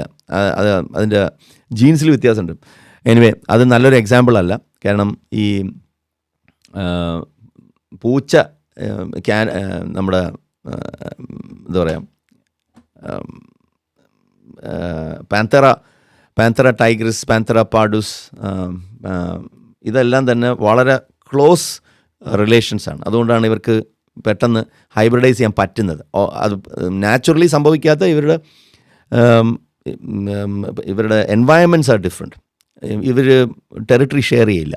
ഇപ്പം നിങ്ങൾക്ക് ലയണും ടൈഗറും ഒരേ ടെറിട്ടറി ഷെയർ ചെയ്യുന്നത് നമുക്ക് കാണാൻ പറ്റില്ല. അതിനെ നമ്മൾ കൊണ്ട് ഇൻട്രൊഡ്യൂസ് ചെയ്യുമ്പോഴാണ്, മനുഷ്യരായിട്ട് ഇൻട്രൊഡ്യൂസ് ചെയ്യുമ്പോഴാണ് ഈ ലൈഗോൺ എന്നൊക്കെ പറയുന്ന ഹൈബ്രിഡ്സ് ഉണ്ടായി വരുന്നത്. But they share the same number of chromosomes and they have genetic similarities. തെളിവുകൾ ഇതൊക്കെ ഉണ്ട്, തെളിവില്ല എന്ന് ഞാൻ പറയുന്നില്ല. പക്ഷെ അത് സാമ്യതയെ അടിസ്ഥാനമാക്കിയ ആ സിമിലാരിറ്റി ഒരു ജീവി മറ്റൊരു ജീവിയായി മാറിയതിന് തെളിവല്ല എന്നാണ് ഞാൻ പറയുന്നത്. അത് ഒരിക്കലും സാധ്യമല്ല. അത് ഞാൻ ശാസ്ത്രീയമായിട്ട് തെളിയിക്കാം. തെളിയിക്കാൻ സാധാരണ ശാസ്ത്രം 3 മെത്തേഡുകളാണ് ഉപയോഗിക്കുന്നത്. ഒന്ന് പ്രൂവൺ കൺസെപ്റ്റ് ഉപയോഗിച്ച് തെളിയിക്കുക, രണ്ടാമത് മാത്തമാറ്റിക്കൽ പ്രൂഫ്, മൂന്നാമത്തേത് എക്സ്പെരിമെന്റൽ പ്രൂഫ്. ഇതിൽ ഏതേലും ഒന്നുണ്ടെങ്കിൽ ശാസ്ത്രം ആ പ്രൂഫിനെ അംഗീകരിക്കും. ഞാൻ ഈ 3 മെത്തേഡ് ഉപയോഗിച്ച് സൃഷ്ടി സിദ്ധാന്തം ശാസ്ത്ര സത്യമാണെന്ന് തെളിയിക്കാം. അതിന് നമ്മൾ ആദ്യം ഞാൻ പറയുന്നത് മനസ്സിലാക്കാണ്, ഒന്നും തന്നെത്താൻ ഉണ്ടാവില്ല എന്ന് മനസ്സിലാക്കണമെങ്കിൽ ആദ്യം ഒരു ഡിസൈൻ എന്താണെന്ന് ഞാൻ മനസ്സിലാക്കണം. ഞാൻ പറഞ്ഞല്ലോ, ആ സ്ക്രീൻ കണ്ട ആയതിനു ശേഷമാണ് ഒന്നും തന്നെത്താൻ ഉണ്ടാവില്ല എന്ന് ഞാൻ മനസ്സിലാക്കി. ഇവിടെ ഒരു പേഴ്സണൽ ക്വാളിഫിക്കേഷൻ എടുത്തെറിയാണ്. പുള്ളി ഒരു എൻജിനീയറാണ്. അതിന് ശേഷമാണ് പുള്ളി ഡിസൈൻ എൻജിനീയർ ആയതിനു ശേഷമാണ് ഇതിനെക്കുറിച്ച് പഠിച്ചത്. എങ്ങനെയാണ് ഈ ഡിസൈൻ എൻജിനീയറിങ്ങും പരിണാമവും തമ്മിൽ ഒരു ബന്ധം പുള്ളി സ്ഥാപിക്കുന്നതെന്ന് എനിക്ക് ഇത്രയും ആലോചിച്ചിട്ടും എനിക്ക് മനസ്സിലാകും. നിങ്ങൾക്ക് ആർക്കെങ്കിലും അത് മനസ്സിലായിട്ടുണ്ടെങ്കിൽ കമൻറ്റിൽ അറിയിക്കുക. എങ്ങനെയാണ് ഡിസൈൻ എൻജിനീയറിങ് ഈസ് ഇൻസ്ട്രുമെൻറ്റ് ഏത് വിഭാഗത്തിലാണെന്ന് നമുക്കറിയില്ല. ഒരുപാട് ഏരിയാസിൽ ഡിസൈൻ എൻജിനീയറിങ് വളരെ ബ്രോഡാണത്. അത് ഓരോ സെഗ്മെൻറ്റിലും ഉള്ളൊരു പ്രൊഫഷനാണ്. പക്ഷേ എങ്ങനെയാണ് ഈ ഡിസൈൻ എൻജിനീയർ ഈ ബയോളജിയിലുള്ള വളരെ എസെൻഷ്യൽ ലേണിംഗ് ആയിട്ടുള്ള എവല്യൂഷണറി ബയോളജിയിൽ ഇയാൾ കണക്ട് ചെയ്യുന്നത് എന്ന് I cannot imagine that. But I have some guesses. ഞാൻ അത് പറയാം, പിന്നെ പറയാം. ആണ് ഒന്നും തന്നെ ഉണ്ടാവില്ല എന്ന് ഞാൻ മനസ്സിലാക്കി. അതിനുശേഷമാണ് ഞാൻ പരിണാമവാദിയായിരുന്നത്, ഞാൻ സൃഷ്ടിവാദിയായി മാറിയത്. ഒരു ഡിസൈൻ എന്ന് പറഞ്ഞാൽ ഒരു പ്രത്യേക ഷേപ്പ്, ഒരു ഫങ്ഷൻ, അല്ലെങ്കിൽ രണ്ടും കൂടിയുള്ളതോ, അല്ലെങ്കിൽ ഒരു പ്രത്യേക ഉദ്ദേശത്തോടെ ഉണ്ടാക്കി എന്തിനെ ഒരു ഡിസൈൻ എന്ന് നമുക്ക് പറയാം. ഓക്കെ, നമ്മൾ ഒരു വസ്തു ഉണ്ടാക്കുമ്പോഴാണ് ഒരു ഡിസൈനായി വരുന്നത്. ഒരു സാധനം നമ്മൾ അസംബിൾ ചെയ്യുമ്പോഴാണ് അതിനെ ഡിസൈൻ എന്ന് പറയുന്നത്. The right word is assemblage. Engineers ആരും ഒന്നും സൃഷ്ടിക്കുന്നില്ല, മാനുഫാക്ചറേഴ്സും ഒന്നും സൃഷ്ടിക്കുന്നില്ല. സൃഷ്ടി എന്ന് പറയുമ്പം ഇല്ലാത്തതിൽ നിന്ന് ഉണ്ടാക്കിയെടുക്കുക ആണ്. അപ്പം അസംബ്ലേജസ് ആണ്. അസംബ്ലി ചെയ്ത് ഓരോരോ കോമ്പണൻസ് പലയിടത്തു നിന്നൊക്കെ വാങ്ങി കൂട്ടി അതിനെ ഫങ്ഷണലാക്കി മാറ്റി അതിൻ്റെ എഫിഷ്യൻ്റ് ആയിട്ടുള്ള ഒരു പ്രൊഡക്റ്റാക്കി മാറ്റുകയാണ് ഈ ഡിസൈൻ എന്ന് പറയുന്ന സംഭവം. അത് രൂപകൽപ്പന ചെയ്യുക, അതിൻ്റെ രൂപവും അതിൻ്റെ പ്രവൃത്തിയും എല്ലാം കൂടി ഒത്തൊരുമിപ്പിച്ച് ഒരു പ്രോഡക്റ്റാക്കി മാറ്റുന്നതിനെയാണ് ഈ ഡിസൈൻ എൻജിനീയറിംഗ് എന്നുള്ളത് നമ്മൾ മനസ്സിലാക്കിയിട്ടുള്ളത്. പക്ഷേ പ്രകൃതിയിൽ അതല്ല നടക്കുന്നത്. പ്രകൃതിയിൽ ഉദ്ദേശം വെച്ചിട്ടല്ല പരിണാമം ഉണ്ടാകുന്നത്. ഇതൊരു പൊതുവേ ഉണ്ടാകുന്ന ഒരു തെറ്റിദ്ധാരണയാണ്. അത് ഈ അധ്യാപകർ കുട്ടികൾക്ക് പറഞ്ഞു കൊടുക്കാത്തൊരു കാര്യം കൂടിയാണ്. ഇത് ഒരു ജീവി വേണമെന്ന് കരുതി കഴുത്ത് നീട്ടുകയല്ല. അത് ഈ വീഡിയോയിൽ തന്നെ അയാൾ പറയുന്നുണ്ട്. അതായത് ലാമാർക്കിസമാണത്. അതായത് കഴുത്ത് നീട്ടിയാണ് അടുത്ത തലമുറയിൽ നീണ്ട കഴുത്ത് ഉണ്ടാകുന്നത്. അതല്ല പരിണാമം. അങ്ങനെ കുറേ കാലം സ്കൂളുകളിൽ പോലും അത് പഠിപ്പിച്ചിരുന്നു. അതാണ് പരിണാമം എന്നൊക്കെ തെറ്റിച്ച് പഠിപ്പിച്ചിട്ടുണ്ട്. പിന്നെ അതുപോലെ ഇൻഹെറിറ്റഡ്, നമ്മൾ ക്ലബ് ഹൗസിൽ തന്നെ ഡിസ്കഷൻ നടന്നപ്പോൾ തന്നെ ഒരാൾ പരിണാമം പഠിപ്പിക്കുന്ന ആൾ, അയാളുടെ ഐഡിയയിൽ തന്നെ എവല്യൂഷനിസ്റ്റ് എന്നുള്ള പേരും വെച്ചിട്ടാണ് അയാൾ വന്നത്. ആ വ്യക്തി പോലും എവല്യൂഷൻ തെറ്റിച്ചാണ് മനസ്സിലാക്കിയിരിക്കുന്നത്. അതായത് ലേൺഡ് ബിഹേവിയർ അടുത്ത തലമുറയിലേക്ക് എത്തുമെന്നുള്ളത്. അതിന് മറ്റേ ചില മൈക്രോസ്കോപ്പിക് വേംസിന് നടത്തിയ ഒരു സ്റ്റഡി എടുത്തിട്ടാണ് പുള്ളി അത് പറഞ്ഞത്. അത് 3 തലമുറ മാത്രമേ അത് റിമെമ്പർ ചെയ്യൂ. 3-4 തലമുറ കഴിയുമ്പോഴത്തേക്കും അത് മറന്നുപോകും. ഇപ്പോൾ സിറിയയിലും നെതർലൻഡ്സിലും ഒക്കെ ഫാമിൻ ഉണ്ടായിരുന്നപ്പോഴത്തേക്കും ആൾക്കാർക്ക് വളരെ വ്യത്യസ്തമായ മെറ്റബോളിസം ഒബ്സർവ് ചെയ്തിരുന്നു എന്ന് 2 പഠനങ്ങളുണ്ട്. പക്ഷേ അത് കുറച്ച് തലമുറ കഴിയുമ്പോഴത്തേക്കും അത് റിവേർട്ട് ചെയ്യും, പഴയ രീതിയിലായിട്ട് മാറും. So that doesn't mean learned behaviour will go in. അതായത് ആശാരിയുടെ മകൻ ആശാരിയായി അടുത്ത തലമുറയിലുണ്ടാകും. ഇതൊക്കെ ഒരുതരം ഈ പരമ്പരാഗതവാദികൾ അവരുടെ വിശ്വാസത്തെ പരിണാമമായി കൂട്ടിച്ചേർത്തിട്ട് ഈ യൂജനിക്സ് പ്രൊമോട്ട് ചെയ്യാൻ വേണ്ടി വാദിക്കുന്ന കുറേ സാധനങ്ങളാണ്. അപ്പം 2 കാര്യങ്ങളുണ്ട്, കൾച്ചറും അതേപോലെ തന്നെ ഈ നേച്ചർ ആൻഡ് നേച്ചർ. നമ്മുടെ എൻവയൺമെൻറ്റ്, നമ്മുടെ സംസ്കാരം, അതാണ് പലപ്പോഴും ഓരോരോ തൊഴിലിലേക്ക് എത്തിക്കുന്നത്. അതിൽ ഈ ലേൺഡ് ബിഹേവിയർ ഇൻഹെറിറ്റ് ചെയ്യുന്ന ഫാക്ടറൊന്നും അതിൽ വരുന്നില്ല. അതിന് ട്വിൻ സ്റ്റഡീസൊക്കെ കുറേ ഉണ്ട്. അപ്പോൾ അതൊക്കെ നിങ്ങൾക്ക് എടുത്ത് വെച്ച് നോക്കാമെന്നുള്ളതാണ്. അപ്പോൾ ഇതുപോലുള്ള തെറ്റിദ്ധാരണകൾ പഠിപ്പിക്കുന്നവരിൽ നിന്നും ഉണ്ടാകുമ്പോഴാണ് ഈ ഉദ്ദേശം വെച്ചിട്ടാണ് ഓരോ ജീവികൾ പരിണമിക്കുന്നതെന്ന് ആൾക്കാർ തെറ്റിദ്ധരിക്കുന്നത്. ഓക്കെ, അപ്പോൾ ഒരു സിമ്പിൾ ഡിസൈൻ എക്സാമ്പിൾ ആയിട്ട് നമുക്ക് സ്ട്രെയിറ്റ് ലൈനിനെ കണക്കാക്കാം. ഓക്കെ, അത് വരയ്ക്കാൻ ഒരു ഉദ്ദേശം ഉണ്ടാകും, അതിനൊരു പ്രത്യേക ഷേപ്പ് ഉണ്ട്. So straight line is A very simple design. Okay, ഇനി ഈ സ്ട്രേറ്റ് ലൈൻ തന്നെത്താൻ ഉണ്ടാകൂല എന്ന് പ്രൂവ് ചെയ്തുകൊണ്ട് ഒരു ഡിസൈൻ തന്നെത്താൻ ഉണ്ടാകൂല എന്ന് ഞാൻ പ്രൂവ് ചെയ്യാം. അതിന് 3 മെത്തേഡ് ഉപയോഗിച്ച് ഞാൻ പ്രൂവ് ചെയ്യാം. അതൊന്ന് പ്രൂവ് ചെയ്യാമോ? അപ്പോൾ ഞാൻ പറഞ്ഞില്ല 3 മെത്തേഡുകൾ ഉണ്ടെന്ന്. അതിൽ ഞാൻ ആദ്യം പ്രൂവൺ കൺസെപ്റ്റ് ഉപയോഗിച്ചുള്ള പ്രൂഫ് തരാം. അതിന് ഞാൻ തെർമോഡൈനാമിക്സിലെ സെക്കൻഡ് ലോയിൽ പ്രതിപാദിക്കുന്ന എൻട്രോപ്പിനെയാണ് ഉപയോഗിക്കുന്നത്. എൻട്രോപ്പി എന്ന് പറഞ്ഞാൽ ക്രമരഹിതാവസ്ഥയുടെ അളവിനെയാണ്. എൻട്രോപ്പി കൂടുക എന്ന് പറഞ്ഞാൽ ക്രമരഹിതാവസ്ഥ കൂടുക എന്നർത്ഥം. ഓക്കെ, അപ്പോൾ ഇതിൽ പുള്ളി പറയുന്ന ചില കാര്യങ്ങളുണ്ട്. ഈ എൻട്രോപ്പി നമ്മൾ എടുത്ത് ഇടുമ്പോഴത്തേക്കും അതിലൊരു പ്രധാനപ്പെട്ടൊരു വാക്കുണ്ട്, ഇൻ എ ക്ലോസ്ഡ് സിസ്റ്റം. നമ്മുടെ ഭൂമിയും സൂര്യനും തമ്മിലുള്ള ബന്ധം, സൂര്യനിൽ നിന്നാണ് നമുക്ക് ഭൂമിയിൽ ഊർജം കിട്ടുന്നത്. So it is not a closed system. അപ്പോൾ ഭൂമിയിലുള്ള ജീവികളെല്ലാം ജീവിക്കുന്നത് സൂര്യപ്രകാശത്തിൽ നിന്നും ഭക്ഷണം ഉൽപ്പാദിപ്പിച്ചെടുത്തിട്ടാണ് ബാക്കിയുള്ള എല്ലാ സിസ്റ്റംസും ഇവിടെ പ്രവർത്തിക്കുന്നത്. ലൈഫ് സസ്റ്റെയിൻ ചെയ്യുന്നത് സൂര്യൻ ഉള്ളതുകൊണ്ടാണ്. So it's not a close system. ഈ ഒരു എലമെൻറ്റ് പുള്ളി അങ്ങ് മിസ് ചെയ്തു, ഇൻ എ ക്ലോസ്ഡ് സിസ്റ്റം എന്നുള്ളത്. Earth is an open system because നമുക്കിവിടെ ഊർജ്ജം സൂര്യനിൽ നിന്ന് കിട്ടുന്നു. പിന്നെ അതുപോലെ തന്നെ കോസ്മിക് റേഡിയേഷൻ ഉണ്ട്. ഈ കോസ്മിക് റേഡിയേഷനും അത് പലതരത്തിലുള്ള മ്യൂട്ടേഷൻ ഉണ്ടാകാനുള്ള കാരണം റേഡിയേഷനും കൂടിയാണ്, അതും കൂടിയാണ്, അത് മാത്രമാണെന്നല്ല. അപ്പോൾ അവിടെ മ്യൂട്ടേഷൻ സംഭവിക്കുന്നുണ്ട്. ഈ വീഡിയോയിൽ ഉടനീളം നിങ്ങൾ മിസ് ചെയ്യുന്ന ഒരു വാക്കാണ് മ്യൂട്ടേഷൻ. അത് നിങ്ങൾ കേൾക്കുകയില്ല, അത് അഡ്രസ്സും ചെയ്തിട്ടില്ല, അയാളും വാദിച്ചിട്ടില്ല, ചോദ്യകർത്താക്കന്മാരും അത് ചോദിച്ചിട്ടില്ല. മ്യൂട്ടേഷൻ സംഭവിക്കുന്നതുകൊണ്ടാണ് ഈ ചേഞ്ചസ് വരുന്നത്. ഓരോ സെക്ഷൽ റീപ്രൊഡക്ഷൻ കഴിയുമ്പോഴും ഈവൻ അസെക്ഷൽ റീപ്രൊഡക്ഷനിലും മ്യൂട്ടേഷൻ സംഭവിക്കുന്നുണ്ട്. അപ്പോൾ ഈ സെക്ഷൽ റീപ്രൊഡക്ഷൻ പരിണമിച്ചതിൻ്റെ കാരണം തന്നെ വേരിയൻസ് ഉണ്ടാവാൻ വേണ്ടിയാണ്. Within the same species variations sustain ചെയ്ത് ഡിസീസ് റെസിസ്റ്റൻസ് ഉണ്ടാക്കിയെടുക്കുന്ന അങ്ങനൊരു പ്രതിഭാസം കൂടിയുണ്ട്. ആ ഡിസീസ് റെസിസ്റ്റൻസ് ഇല്ലാത്ത ജീവികളെല്ലാം നശിച്ചു പോവുകയും ബാക്കിയുള്ള ജീവികളെല്ലാം സർവൈവ് ചെയ്ത് പോകും. അവിടെയാണ് മെഗാപ്ലേറ്റ് എക്സ്പെരിമെൻറ്റ് നിങ്ങൾ കാണണമെന്ന് ഞാൻ ഇടയ്ക്കിടയ്ക്ക് പറയുന്നത്. ആ എക്സ്പെരിമെൻറ്റിൽ ആൻറ്റിബയോട്ടിക്സിൻ്റെ റെസിസ്റ്റൻസ് ഉള്ള ബാക്ടീരിയ അടുത്ത തലമുറയെ പ്രൊഡ്യൂസ് ചെയ്യുന്നു. അത് ആ ചെറിയ ഗ്യാപ്പിൻ്റെ ഇടയിൽ കൂടി ഓരോരോ പ്ലേറ്റിൻ്റെ ഇടയിൽ ചെറിയ ഗ്യാപ്പുകളുണ്ട്, അതിൽ കൂടി സർവൈവേഴ്സ് പുറത്തേക്ക് വരുന്നു. എന്നിട്ട് വീണ്ടും ആൻറ്റിബയോട്ടിക്സ് അപ്ലൈ ചെയ്യുന്നു. അപ്പോൾ അടുത്ത ലെവലിലേക്ക് ചെല്ലുമ്പോഴത്തേക്കും വീണ്ടും ആ ചെറിയ സുഷിരങ്ങളിൽ കൂടി പുതിയ തലമുറ ഉണ്ടായി അവിടുന്ന് സ്പ്രെഡ് ചെയ്ത് വരുന്നു. So every generation, every subsequent generation drug resistance form ചെയ്യുന്നു. It is able to survive that. നമുക്കറിയാം, നമ്മളുടെ കർഷകർക്കറിയാവുന്നൊരു കാര്യമാണ്, ഒരേ മരുന്ന് നിരന്തരമായി അവർക്ക് തളിക്കാൻ പറ്റില്ല.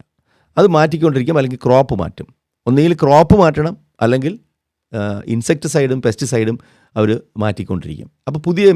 അപ്പോൾ നാട്ടുകാർ പറയുന്നത് ഇതിപ്പോൾ വർക്ക് ചെയ്യുന്നില്ല, അതുകൊണ്ട് ഈ പെസ്റ്റിസൈഡ് കമ്പനികൾ പൈസ ഉണ്ടാക്കാൻ വേണ്ടി പുതിയ സാധനം ഇറക്കണം.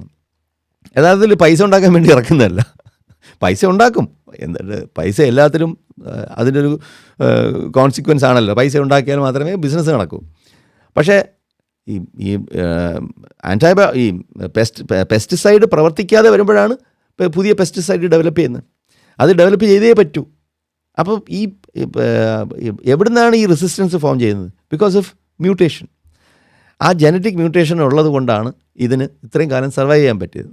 ഇപ്പം നമുക്കറിയാം, നമ്മളുടെ പണ്ട് കാലത്തുണ്ടായിരുന്ന ചിലർ നമ്മൾ വിചാരിക്കുക അത് ഈ പൂർവ്വകാല സ്മരണകൾ അയവിറക്കുകയാണെന്ന് പറയും. പണ്ടത്തെ ഫ്രൂട്ട്സൊക്കെ നല്ല ടേസ്റ്റി ആയിരുന്നു, ഇപ്പോഴത്തെ ഫ്രൂട്ട്സിന് ടേസ്റ്റ് ഇല്ല എന്ന് പറയുന്നു. ചിലർ ഒരുപാട് പേര് പറയുന്നത് കേട്ടിട്ടുണ്ട്. ഞാൻ ആദ്യം വിചാരിച്ച് ഇത് വെറുതെ ചുമ്മാ തള്ളാണെന്ന്. പക്ഷേ there are some facts to this. ടേസ്റ്റിൽ വ്യത്യാസമുണ്ട്. മെച്ചപ്പെട്ടിട്ടുണ്ടോ കുറഞ്ഞോ എന്നുള്ളതൊക്കെ വേറെ വ്യത്യാസം. പക്ഷേ ടേസ്റ്റ് മാറും, മുളകിൻ്റെ എരിവ് മാറും.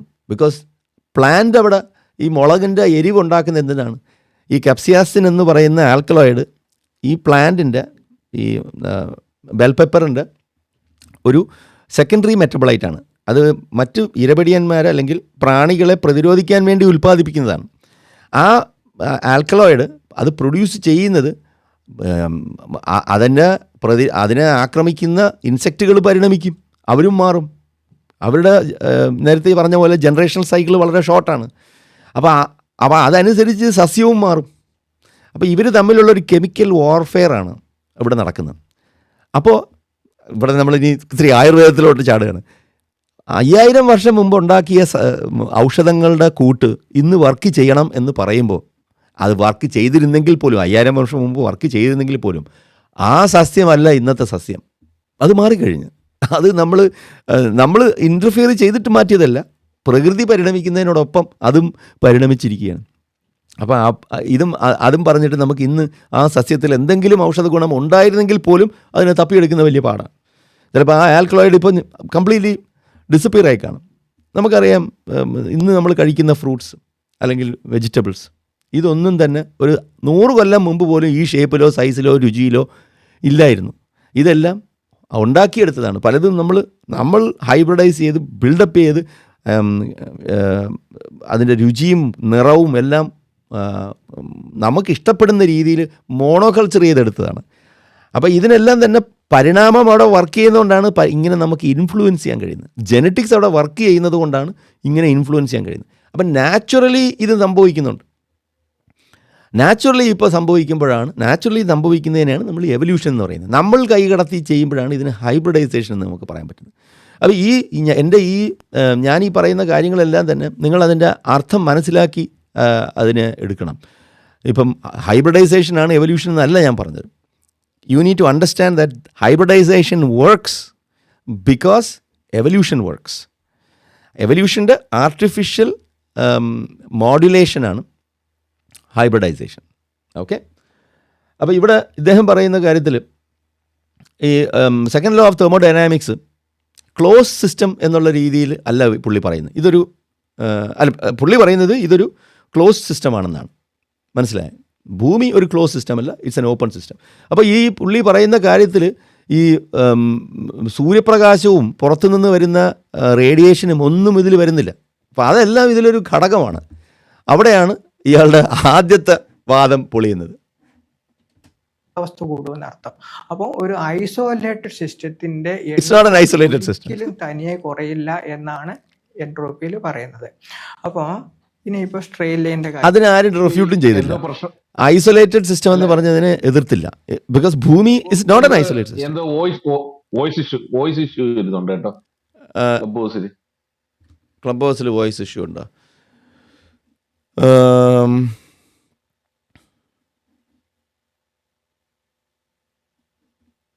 ഓക്കെ, ഞാൻ പറയുന്നത് കേൾക്കുന്നേ ഇല്ലേ? അതോ മറ്റേ വീഡിയോ കേൾക്കുന്നില്ലേ? ഇടയ്ക്ക് എന്തോ കട്ടായി പോയി. ഓക്കെ ഞാനൊന്ന് ഐ വിൽ കണ്ടിന്യൂ. ഇവിടെ ചെറുതായിട്ടൊന്ന് കുറച്ച് വെച്ചിരുന്നു. നമ്മൾ ഗ്രൗണ്ടിൽ ഒരു സ്ട്രെയിറ്റ് ലൈൻ വരയ്ക്കുക. ഇതിൽ ഒരു 10 പോയിന്റ് അടയാളപ്പെടുത്തുക. ഇനി അതിനടുത്ത് ഒരു 10 ബോൾസ് കൂട്ടിയിടുക. ഈ കൂട്ടിയിട്ടിരിക്കുന്ന ബാൾസിന് ഒരു സ്പെസിഫിക് എൻട്രോപ്പി ഉണ്ട് അല്ലേ? ഇനി ഈ ബാള് സ്ട്രെയിറ്റ് ലൈനിൽ വന്ന് നിൽക്കണമെങ്കിൽ അതിന്റെ ക്രമീകൃതാവസ്ഥ കുറയണം, അതായത് ക്രമരഹിതാവസ്ഥ കുറയണം. അപ്പൊ എൻട്രോപ്പി പറയുന്നത് ക്രമരഹിതാവസ്ഥ തന്നെത്താൻ കുറയില്ല. അതിന്റെ അർത്ഥം ഈ ബോൾസ് ഓട്ടോമാറ്റിക് ആയിട്ട് സ്ട്രെയിറ്റ് ലൈനിൽ വന്ന് നിൽക്കില്ല എന്നർത്ഥം.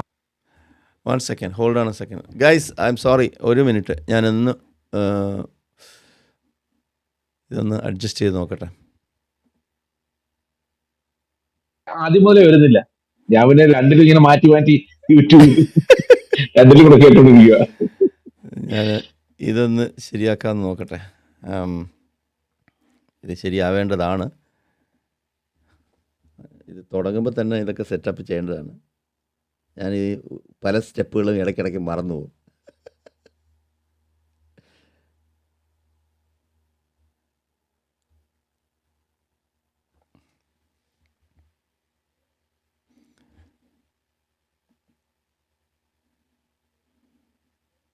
ഓക്കെ, നമുക്ക് ഇന്ന് ഇങ്ങനെ വെച്ചങ്ങ് പോവാം. നിങ്ങൾ അഡ്ജസ്റ്റ് ചെയ്യും. ഐ എം സോറി, ക്ലബ് ഹൗസിൽ ഇത് കേൾക്കുന്നില്ലെങ്കിൽ. ലിങ്ക് ഞാനൊന്ന് ഇവിടെ ഇടാം. അതുകൊണ്ട് ഇവിടെ നമ്മുടെ സുഹൃത്ത് ലിങ്ക് ഇട്ടിട്ടുണ്ട് വിനോദ്. ഇതാണ്ട് ഈ ലിങ്കിൽ നിങ്ങൾ ഫോളോ ചെയ്തിട്ട് അങ്ങോട്ട് വരിക. Thank you Vinod. ഞാൻ ഈ റൂം ഇവിടെ നിന്ന് എൻഡ് ചെയ്യുക, നിങ്ങൾ അവിടെ വരിക, എന്നിട്ട് ചോദ്യങ്ങൾക്ക് അവിടെ ചെയ്യും. താങ്ക്സ്. എന്നിട്ട് തിരിച്ച് ഞാൻ ഇവിടെ വരാം. എന്നാലും ഓക്കെ ഓക്കെ. അല്ല ഇത് കിടക്കട്ടെ, ഇത് കിടക്കട്ടെ, ചോദ്യം വേണമെങ്കിൽ ചോദിക്കാം. ഇത് കിടക്കട്ടെ. സോ അപ്പോൾ ഇതിൽ പുള്ളി കണ്ടിന്യൂ ചെയ്യുന്നുണ്ട്. ഞാനത് വീഡിയോ ഒന്ന് പൂർത്തിയാക്കട്ടെ.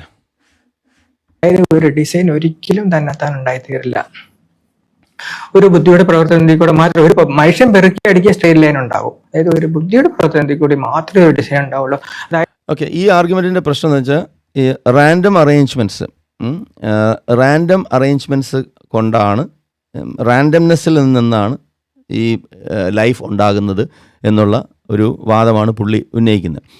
പക്ഷേ ഇതിൽ അഗെയിൻ റീപ്രൊഡക്ഷനും ജനറ്റിക് മ്യൂട്ടേഷനും ഒന്നും പുള്ളി ഇതിൽ പറയുന്നേ ഇല്ല. അപ്പോൾ അതിൻ്റെ ഒരു പ്രശ്നം എന്ന് വെച്ചാൽ ഞാൻ ഈ ഒരു സ്ലൈഡ് ഒന്ന് കാണിക്കട്ടെ.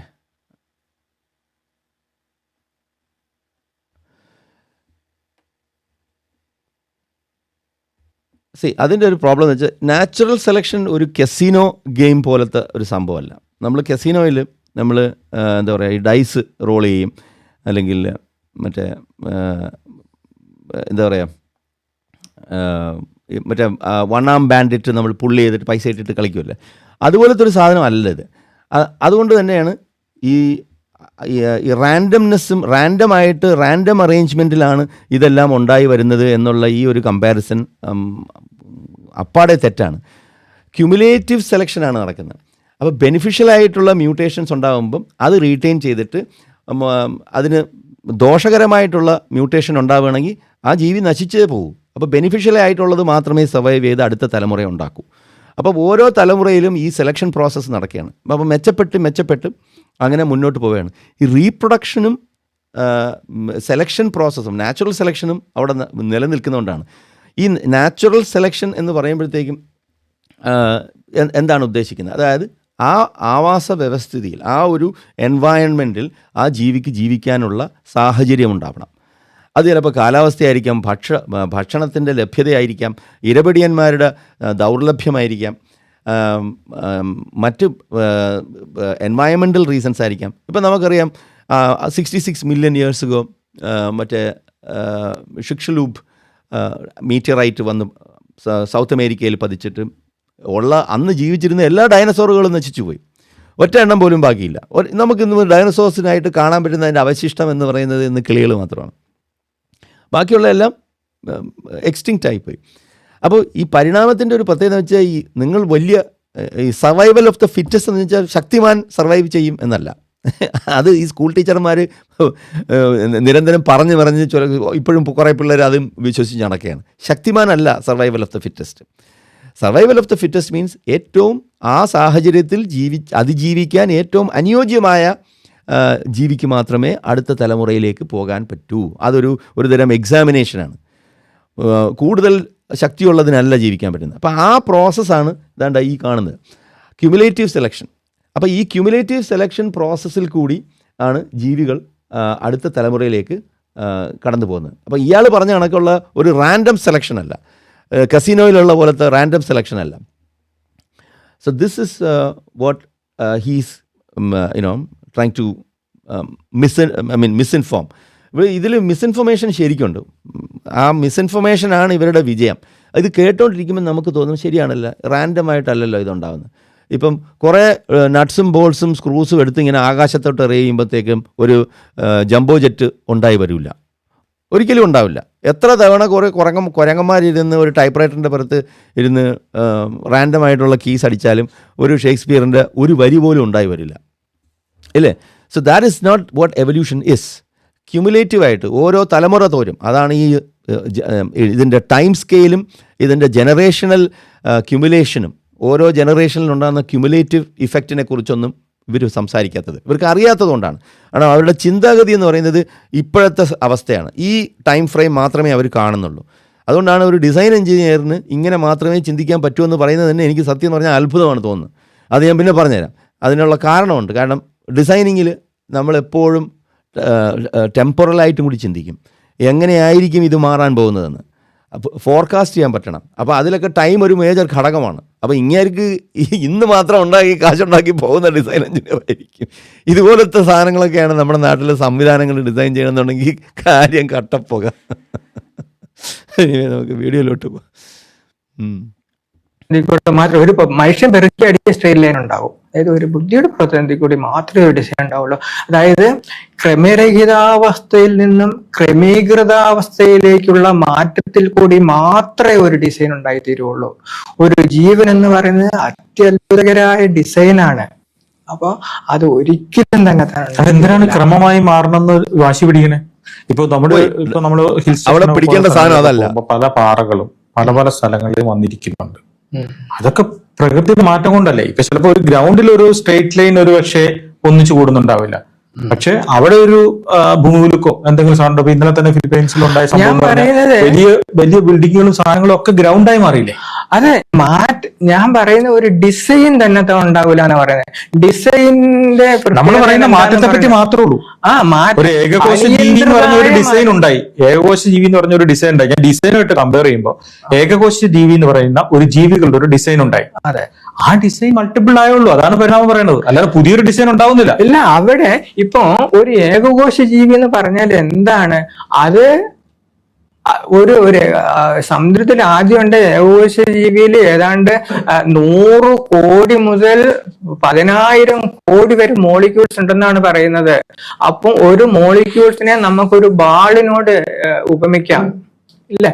അപ്പൊ ഒരു വെറും 10 പോയിന്റുള്ള ഒരു ലൈൻ ഉണ്ടാവൂല എന്ന് നമ്മളിപ്പോ പറഞ്ഞു, തന്നെത്താൻ ഉണ്ടാവൂല എന്ന് പറഞ്ഞു. അപ്പൊ എങ്ങനെയാണ് 100 കോടി അല്ലെങ്കിൽ 1000 കോടി ബാൾസ് ഉള്ള ഒരു ഏകകോശം ഉണ്ടാകുന്നത്? തന്നെത്താൻ ഒരിക്കലും തന്നെത്താൻ. ഞാൻ പറയുന്നത് ഒരു ബോളിൽ നിന്ന് 10 ബോൾ ഉണ്ടാവും, 100 ബോൾ ഉണ്ടാവും. കാരണം പ്ലാസ്റ്റിക് ഉണ്ടാവുന്ന സാധനം തന്നെ ബോൾസ് തന്നെ എടുക്കാം. ചെറിയൊരു സാധനം, അതിൽ നിന്നാണ് ഈ പറയുന്ന ബോൾസും ഈ പറയുന്ന പ്ലാസ്റ്റിക് ഉൽപ്പന്നങ്ങളും മുഴുവൻ ഉണ്ടാവണം. അത് എങ്ങനെയാണ് ഉണ്ടാകുന്നത്? പെരുപ്പിക്കുമല്ലേ? എങ്ങനെയാണ് പെരുക്കുന്നത്? മൾട്ടിപ്ലൈ. ആരാണ് മൾട്ടിപ്ലൈ? ഈ പ്രൊഡക്റ്റ് ഉണ്ടാക്കുന്ന മനുഷ്യനാണ്.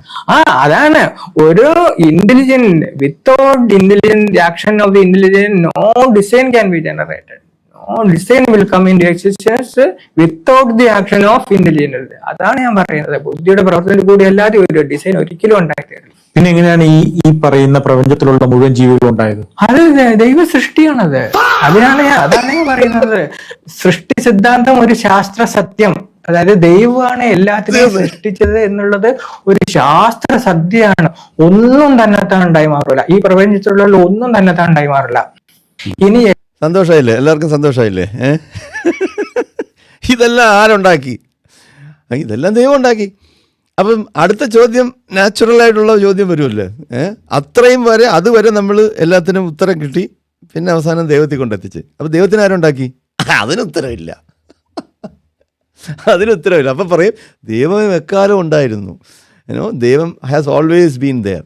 അപ്പം ഈ ഇഫ് ദൈവം ഹാസ് ഓൾവേസ് ബീൻ ദെയർ, പിന്നെ ഇവിടെയുള്ള എല്ലാ സാധനത്തിനും ഓൾവേസ് ബീൻ ദെയർ എന്ന് പറയാൻ പറ്റാത്ത എന്താണ്? അപ്പോൾ ബിഗ് ബാങ്ങിലോട്ട് പോകേണ്ടി വരും. ബിഗ് ബാങ് ഒന്നും നമ്മൾ എടുക്കുന്നില്ല. അപ്പോൾ ഇവരുടെ വാദങ്ങളെല്ലാം ഇപ്പോൾ ലാസ്റ്റ് കൊണ്ട് നിർത്തിയതാണ് സ്പെഷ്യൽ പ്ലീഡിങ്. ആ സ്പെഷ്യൽ പ്ലീഡിങ് ഇല്ലെങ്കിൽ ഇത് മുന്നോട്ട് പോവില്ല. അവിടം വരെ കൊണ്ട് നിർത്തും. അത് കഴിഞ്ഞിട്ട് പിന്നെ ഒന്നുമില്ല. പിന്നെ ഇയാൾ പറഞ്ഞ വേറെ ചില സാധനം കൂടി എടുത്ത് പറയാനുണ്ട്. എക്സാപ്റ്റേഷൻ എന്ന് പറയുന്ന ഒരു പോയിന്റ് പുള്ളി പറയുന്നുണ്ട്. അതാണ് പുള്ളി പറയാത്ത സാധനമാണ്.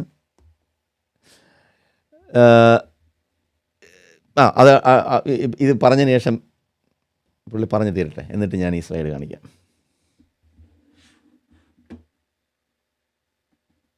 പ്രൂഫ് എന്ന് പറഞ്ഞാൽ എന്തേലും ചെയ്തു നോക്കി തെളിയിക്കുന്നതിനെയാണ് എക്സ്പെരിമെന്റൽ പ്രൂഫ് എന്ന് പറയുന്നത്. അപ്പൊ നമ്മൾ എന്ത് വേണേലും ചെയ്ത് നോക്കിയോ. ഒരു ബിൽഡിംഗ് ഉണ്ടാക്കി എന്ത് വേണേലും ഉണ്ടാക്കുക, പേപ്പർ ഉണ്ടാക്കുക, പെണ്ണിൽ എന്തേലും തന്നെത്താൻ ഉണ്ടാവുമോ? ഒന്നും തന്നെത്താൻ ഉണ്ടാവില്ല. അതായത് മനുഷ്യരുണ്ടാക്കിയ ഡിസൈനുകളെല്ലാം എക്സ്പെരിമെന്റൽ പ്രൂഫിന് എക്സാമ്പിൾ ആണ്. ഒരിക്കലും ഒന്നും തന്നെത്താൻ ഉണ്ടാകൂല. അതുമാതിരി ഒന്ന് തന്നെത്താൻ മറ്റൊന്നായി മാറുകയില്ല. ഒരു പെൻ പരിണമിച്ച് കാറാകില്ല, കാറ് പരിണമിച്ച് എയറോപ്ലെയിൻ ആവില്ല. ഓക്കെ, അപ്പോ അത് എക്സ്പെരിമെന്റൽ പ്രൂഫിന് എക്സാമ്പിൾ ആണ്. അത് എക്സാമ്പിൾ അല്ല. ഈ കാര്യം പറയുമ്പോൾ പരിണാമവാദികള് ഈ പരിണാമ സിദ്ധാന്തം ജീവനുള്ളതിന് മാത്രമേ ബാധകമാകുള്ളൂ എന്ന് ഇവർ പറയും. അതിന് അപ്പൊ മനുഷ്യൻ ഉണ്ടാക്കിയത് തന്നെത്താൻ ഉണ്ടാവൂലെങ്കിൽ പ്രകൃതിയിലുള്ളത് എങ്ങനെ തന്നെത്താൻ ഉണ്ടാവുമെന്ന് ചോദിക്കുമ്പോൾ അവരതിനെ ന്യായീകരിക്കാനായി നിർമ്മാണം എന്ന് സൃഷ്ടി എന്ന് 2 പേരിട്ട് വിളിക്കുകയാണ്. മനുഷ്യനുണ്ടാക്കുന്നത് നിർമ്മാണം, പ്രകൃതിയുടെ നിർമ്മാണം സൃഷ്ടി. ഓക്കെ, അപ്പൊ 2 വേർഡുകൾ ഉപയോഗിച്ച് മനുഷ്യനെ വിഡ്ഢിയാക്കുകയാണ്. അടുത്ത സ്ട്രോമാൻ ഫാലസി അങ്ങനെയല്ല. സൃഷ്ടിപ്പും നിർമ്മാണവും രണ്ടും രണ്ടാണ്. സൃഷ്ടിപ്പെന്ന് വെച്ചാൽ ഒന്നുമില്ലായ്മയിൽ നിന്നും സൃഷ്ടി ഉണ്ടാവുകയാണ്. നമ്മളുടെ ശരീരത്തിലുള്ള ഓരോ കോശവും, നമ്മുടെ ബോഡിയിലുള്ള എല്ലാ കോശത്തിൻ്റെയും പ്രോട്ടീൻ എന്ന് പറയുന്നത് നമ്മൾ കഴിക്കുന്ന ഭക്ഷണത്തിൽ കൂടിയാണ് അത് ശേഖരിച്ച് പ്രോട്ടീൻ സിന്തസിസ് ഉണ്ടാകുന്നത്. അപ്പം ചിലതെല്ലാം ആ രൂപത്തിൽ തന്നെ നമ്മൾ ശേഖരിച്ച് വയ്ക്കുന്നു. ചിലതിന് പ്രോസസ്സ് ചെയ്ത് ഹൈലി പ്രോസസ്സ് ചെയ്ത് അതിന് കൺവേർട്ട് ചെയ്യുന്നു, അല്ലേ? അപ്പം ഇതിനെല്ലാം തന്നെ നമ്മൾ കഴിക്കുന്ന ഭക്ഷണത്തിന് ഈ ക്രെബ് സൈക്കിളിൽ കൂടി ഊർജ്ജമായിട്ട് നമ്മൾ ബോഡി കൺസ്യൂം ചെയ്യുകയാണ്. അതേപോലെ തന്നെ ഊർജ്ജമായിട്ടും കൺസ്യൂം ചെയ്യുന്നുണ്ട്, ഫാറ്റായിട്ടും ടിഷ്യൂ ആയിട്ടും സെൽസായിട്ടും ഇതിന് ബിൽഡിങ്ങിനും ഉപയോഗിക്കുന്നുണ്ട്. അപ്പോൾ 2 രീതിയിലാണ് അത് ഉപയോഗിക്കുന്നത്. അപ്പോൾ പുറത്തു നിന്നൊന്നും എടുക്കാതെ നമുക്കൊന്നും ശരീരത്തിലുണ്ടാവില്ല. നമ്മുടെ ശരീരം മാത്രമല്ല, ഈ ഭൂമിയിലുള്ള ഈ പ്രപഞ്ചത്തിലുള്ള ജൈവജാലങ്ങളിലെല്ലാം തന്നെ ഇവിടെയുള്ള സം ടോട്ടൽ സൂര്യനിൽ നിന്ന് ഊർജ്ജം ലഭിക്കുന്നു, ഇവിടെയുള്ള മാസിനെ കൺവേർട്ട് ചെയ്ത് റീപൊസിഷൻ ചെയ്യുകയാണ്. ഇവിടെയുള്ള മോളിക്യൂൾസിനെ എല്ലാം അങ്ങോട്ടും ഇങ്ങോട്ടും മാറ്റിയെടുക്കുകയാണ് fundamentally. So the total amount of mass that is here വളരെ ചെറിയ എമൗണ്ട് മാത്രമേ പുറത്തേക്ക് പോകുന്നുള്ളൂ. നമ്മൾ വിട്ടിട്ടുള്ള സാറ്റലൈറ്റ്സും അല്ലാതെ തന്നെ ഇവിടുന്ന് നഷ്ടപ്പെടുന്ന കുറേ പാർട്ടിക്കിൾസും ഇതല്ലാതെ പിന്നെ വായു, അറ്റ്മോസ്ഫിയർ അല്ലാതെ ക്രമേണ ഇത് കുറഞ്ഞ് വരുന്നുണ്ട്. ഇതിനൊക്കെ കുറേ കണക്കുകളുണ്ട്, നിങ്ങളത് നോക്കിയാൽ അറിയാം. അല്ലാതെ തന്നെ പുറത്തു നിന്ന് ഉൽക്കകൾ ഇവിടെ പതിക്കുന്നുണ്ട്. അപ്പം ഈ സിസ്റ്റം എന്ന് പറയുന്നത് ഭൂമിയിലുള്ള ടോട്ടൽ പ്രപഞ്ചത്തിലുള്ള ടോട്ടൽ മോളിക്യൂൾസ് അല്ലെങ്കിൽ subatomic particles they remain constant. They are not changing. It is just being reassembled, reconstituted. അപ്പോൾ ഇതിൻ്റെയാണ് നിങ്ങൾ ഉത്തരം പറയേണ്ടത്. ഈ മാസ്, ഈ പ്രപഞ്ചത്തിലുള്ള മാസ്, ഇനി നമ്മൾ ഫിസിക്സിലോട്ടൊക്കെ പോകണം. ആ മാസ് അതിൻ്റെ എവിടെയെങ്കിലും മാറ്റം വരുന്നുണ്ട്. That is a close system. That itself is a close system. Nothing goes out and nothing comes in. പക്ഷേ ഭൂമി is not a close system. It's an open system. Isolated system അല്ല. അയാൾ ഇടയ്ക്കിടയ്ക്ക് പറയുന്നുണ്ട് ഭൂമി ഐസൊലേറ്റഡ് സിസ്റ്റമാണെന്ന്. പിന്നെ അതുപോലെ ഇയാൾ പറഞ്ഞ ഇനിയുണ്ട് കുറേ പോയിന്റുകൾ. അല്ല, മനുഷ്യനുണ്ടാക്കുന്ന അല്ലാത്ത പല സാധനങ്ങളും ഉണ്ടല്ലോ. പ്രകൃതി സൃഷ്ടി ഞാൻ പറയുന്നത് മനുഷ്യനുണ്ടാക്കുന്ന തന്നെത്താൻ ഉണ്ടാവില്ല എന്ന് പറയുന്നത് മാതിരി പ്രകൃതി സൃഷ്ടിയിൽ നമ്മൾ പ്രകൃതിയിൽ കാണുന്ന ഒന്നും തന്നെത്താൻ ഉണ്ടാവില്ല, എല്ലാം സൃഷ്ടിക്കപ്പെട്ടതാണെന്നാണ് ഞാൻ പറയുന്നത്. ഇപ്പൊ എൻട്രോപ്പി, ഇനി ഞാൻ പറയാൻ പോകുന്ന പ്രോബബിലിറ്റി തിയറി, ഇതെല്ലാം പ്രകൃതി നിയമങ്ങളെയാണ് പ്രതിനിധീകരിക്കുന്നത്. പ്രകൃതി നിയമങ്ങൾക്ക് പ്രകൃതി സൃഷ്ടിയെന്നോ മനുഷ്യ സൃഷ്ടിയെന്നോ വ്യത്യാസമില്ല, അത് ഒരുപോലെയാണ്. അപ്പൊ എക്സ്പെരിമെന്റൽ പ്രൂഫ് കൊണ്ട് ഞാൻ പറഞ്ഞു, ഒരു ഡിസൈൻ തന്നെത്താൻ ഉണ്ടാവില്ല. അപ്പൊ മനുഷ്യൻ സൃഷ്ടിക്കുന്ന തന്നെത്താൻ ഉണ്ടാവില്ലാത്ത മാതിരി പ്രകൃതി സൃഷ്ടിയിലൊന്നും തന്നെത്താൻ ഉണ്ടാവില്ല. അപ്പൊ എല്ലാ പ്രകൃതി സൃഷ്ടിയിലുള്ളതെല്ലാം ദൈവത്താൽ പറഞ്ഞു. ഇനി മൂന്നാമത്തേത് തിയറിറ്റിക്കൽ പ്രൂഫാണ്, മാത്തമാറ്റിക്കൽ പ്രൂഫ്. അതിൽ ഞാൻ പ്രോബബിലിറ്റിയാണ് ഉപയോഗിക്കുന്നത്. പ്രോബബിലിറ്റി എന്ന് പറഞ്ഞാൽ ഒരു സംഭവം സംഭവിക്കാനുള്ള സാധ്യതയെയാണ് പ്രോബബിലിറ്റി എന്ന് പറയുന്നത്. ഒരു ഉദാഹരണത്തിന് ഒരു കോയിൻ ടോസ് എക്സാമ്പിൾ എടുക്കാം. അതിൽ ടെയിൽസോ ഹെഡോ വീഴാം. അപ്പൊ ഇനി സാധ്യത എന്ന് പറഞ്ഞാൽ പ്രോബബിലിറ്റി കണ്ടുപിടിക്കാൻ അനുകൂലമായ സംഭവങ്ങളുടെ എണ്ണത്തെ മൊത്തം സംഭവങ്ങളുടെ എണ്ണം കൊണ്ട് ഡിവൈഡ് ചെയ്യുമ്പോഴാണ് നമുക്ക് അനുകൂലമായ സംഭവത്തിന്റെ പ്രോബബിലിറ്റി കിട്ടുക. ഇപ്പൊ ടോയിൻ ടോസ് ചെയ്യുക, അപ്പൊ ടെയിലോ ഇത് ഓൾറെഡി ഞാൻ പറഞ്ഞു കഴിഞ്ഞു. അപ്പൊ ഇതിൽ അനുകൂലമായ സംഭവങ്ങളുടെ എണ്ണം 1, മൊത്തം സംഭവങ്ങൾ ഏത് വേണേലും വീഴാം, മൊത്തം സംഭവങ്ങളുടെ എണ്ണം 2. അപ്പൊ ഒരു ടെയിൽ വീഴാനുള്ള സാധ്യത പ്രോബബിലിറ്റി 1/2 = 0.5 50%. പക്ഷെ ഈ പ്രോബബിലിറ്റി ഒരു സാധ്യത എത്രയാണ്, കറക്റ്റ് ആവണമെന്നില്ല. നമ്മൾ ഈ പ്രോബബിലിറ്റി വെച്ചോണ്ട് അതാണ് ഞാൻ പറയുന്നത്. Probability can be change from 0 to 1.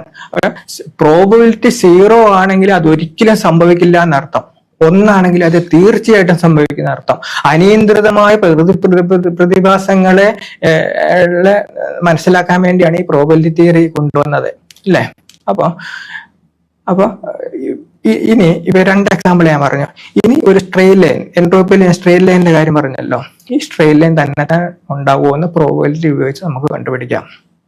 അതിനു മുമ്പ് പറഞ്ഞ മാതിരി ഒരു സ്ട്രെയിറ്റ് ലൈൻ വരയ്ക്കുക, അതിൽ 10 പോയിന്റ് അടയാളപ്പെടുത്തുക, അടുത്ത് ഒരു 10 ബോൾസ് കൂട്ടി വെക്കുക. ഇനി ആദ്യത്തെ ബാളിന് ആദ്യത്തെ പോയിന്റിൽ വന്ന് നിൽക്കാനുള്ള പ്രോബബിലിറ്റി എത്രയാണെന്ന് കണ്ടുപിടിക്കാം. ആദ്യത്തെ ബാൾ മനസ്സിലായില്ലേ? അനുകൂലമായ സംഭവം ഇല്ലേ? റാൻഡംനെസ് അല്ല, മൊത്തം സാധ്യത എത്രയാ? Natural selection. മൊത്തം സാധ്യത എന്ന് പറയുന്നത് ഗ്രൗണ്ടിലെ ബാൾസിന് ഒക്യുപ്പൈ ചെയ്യാൻ പറ്റുന്ന മൊത്തം പോയിന്റുകളുടെ എണ്ണമാണ്, അല്ലെ? അപ്പം ഗ്രൗണ്ടിൽ എത്ര പോയിന്റുകളുണ്ട്? It is infinity. സോ ആദ്യത്തെ ബോളിന് ആദ്യത്തെ പോയിന്റിൽ വന്ന് നിൽക്കാനുള്ള സാധ്യത 1/∞=0. ഇനി ആദ്യത്തെ പോയിന്റിൽ വന്ന് നിന്നു, അതിനുശേഷം രണ്ടാമത്തെ പോയിന്റിൽ ഒരു ബാളിന് വന്ന് നിൽക്കണം, അതിനുള്ള സാധ്യത ആദ്യത്തെ പ്രോബബിലിറ്റി ഇൻറ്റു രണ്ടാമത്തെ പ്രോബബിലിറ്റി. അപ്പോൾ 1/∞ × 1/∞=1/∞. ഇനി 10 ബാളുകൾക്ക് വന്ന് നിൽക്കണം എന്ന് വിചാരിക്കുക. അപ്പൊ അതിന്റെ സാധ്യത 1/∞10, അത് 0 ആണ്, ഇല്ലേ? ഇനി ഒരു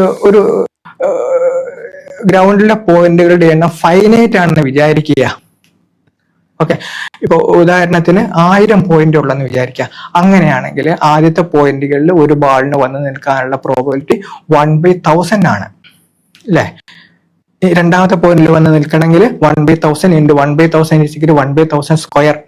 10ാമത്തെ പോയിന്റിൽ വന്ന് നിൽക്കണമെങ്കിൽ 1/1000 × 10 = 1/10⁻30. ഇല്ലേ? അപ്പൊ ഫൈനൈറ്റ് ആണെന്ന് കണക്കാക്കിയാൽ പോലും ഒരു സ്ട്രെയിറ്റ് ലൈൻ ഒരിക്കലും തന്നെത്താൻ ഒരിക്കലും ഉണ്ടായിത്തീരില്ല എന്ന്.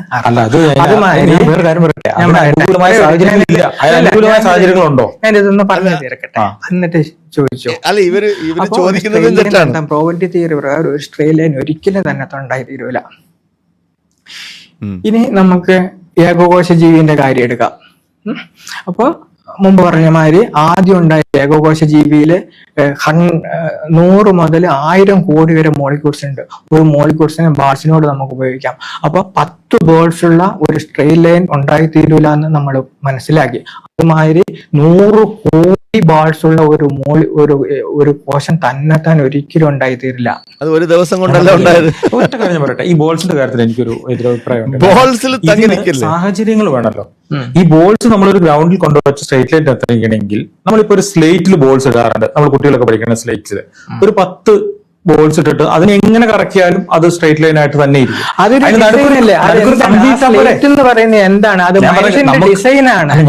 ഈ കാര്യം നമ്മൾ ചെയ്യാൻ ശ്രമിക്കുന്നത് മനുഷ്യനാണ്. നമ്മൾ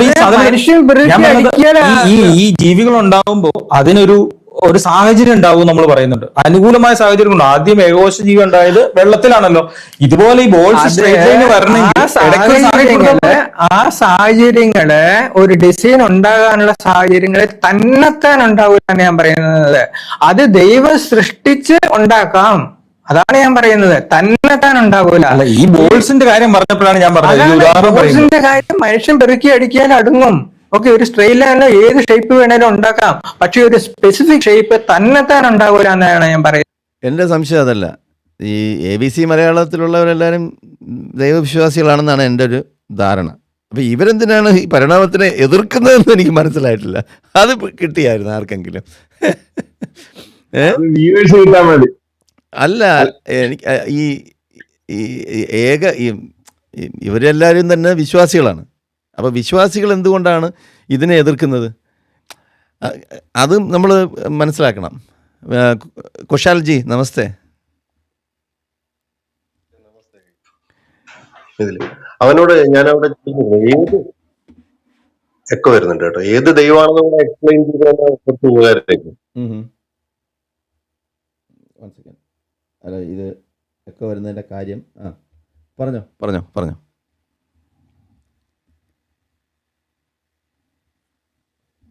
ആണോ അല്ല ജീസസ്? അത് ഏത് ഫ്ലേവർ ഓഫ് ദൈവമാണെന്നുള്ളത് പറയണം. ഇവരുടെ ദൈവങ്ങളെല്ലാം ഒന്നല്ലല്ലോ. there are different flavors of gods.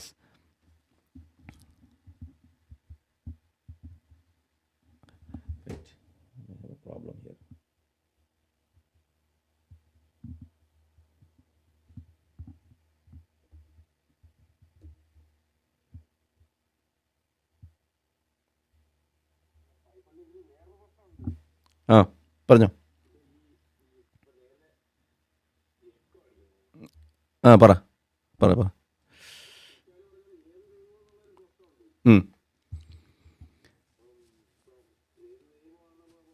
അതെ, ഏത് ഒരുപാട് ദൈവങ്ങളില്ലേ? ഞണ്ണൻ ഞോ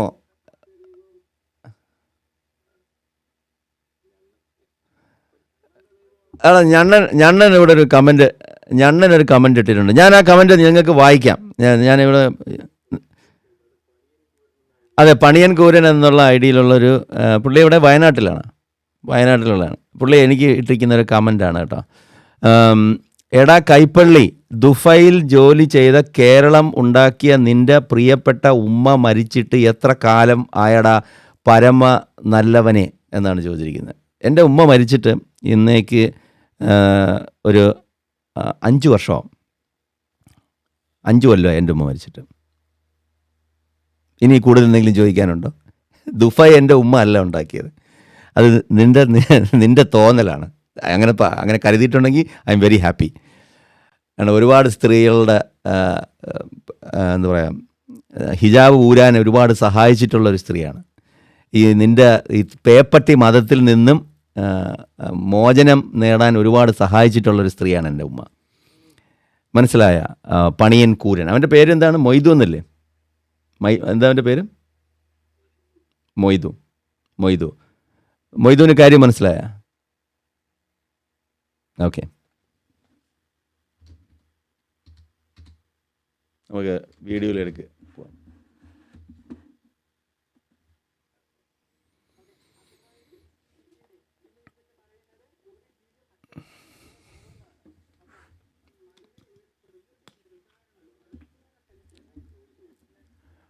one second.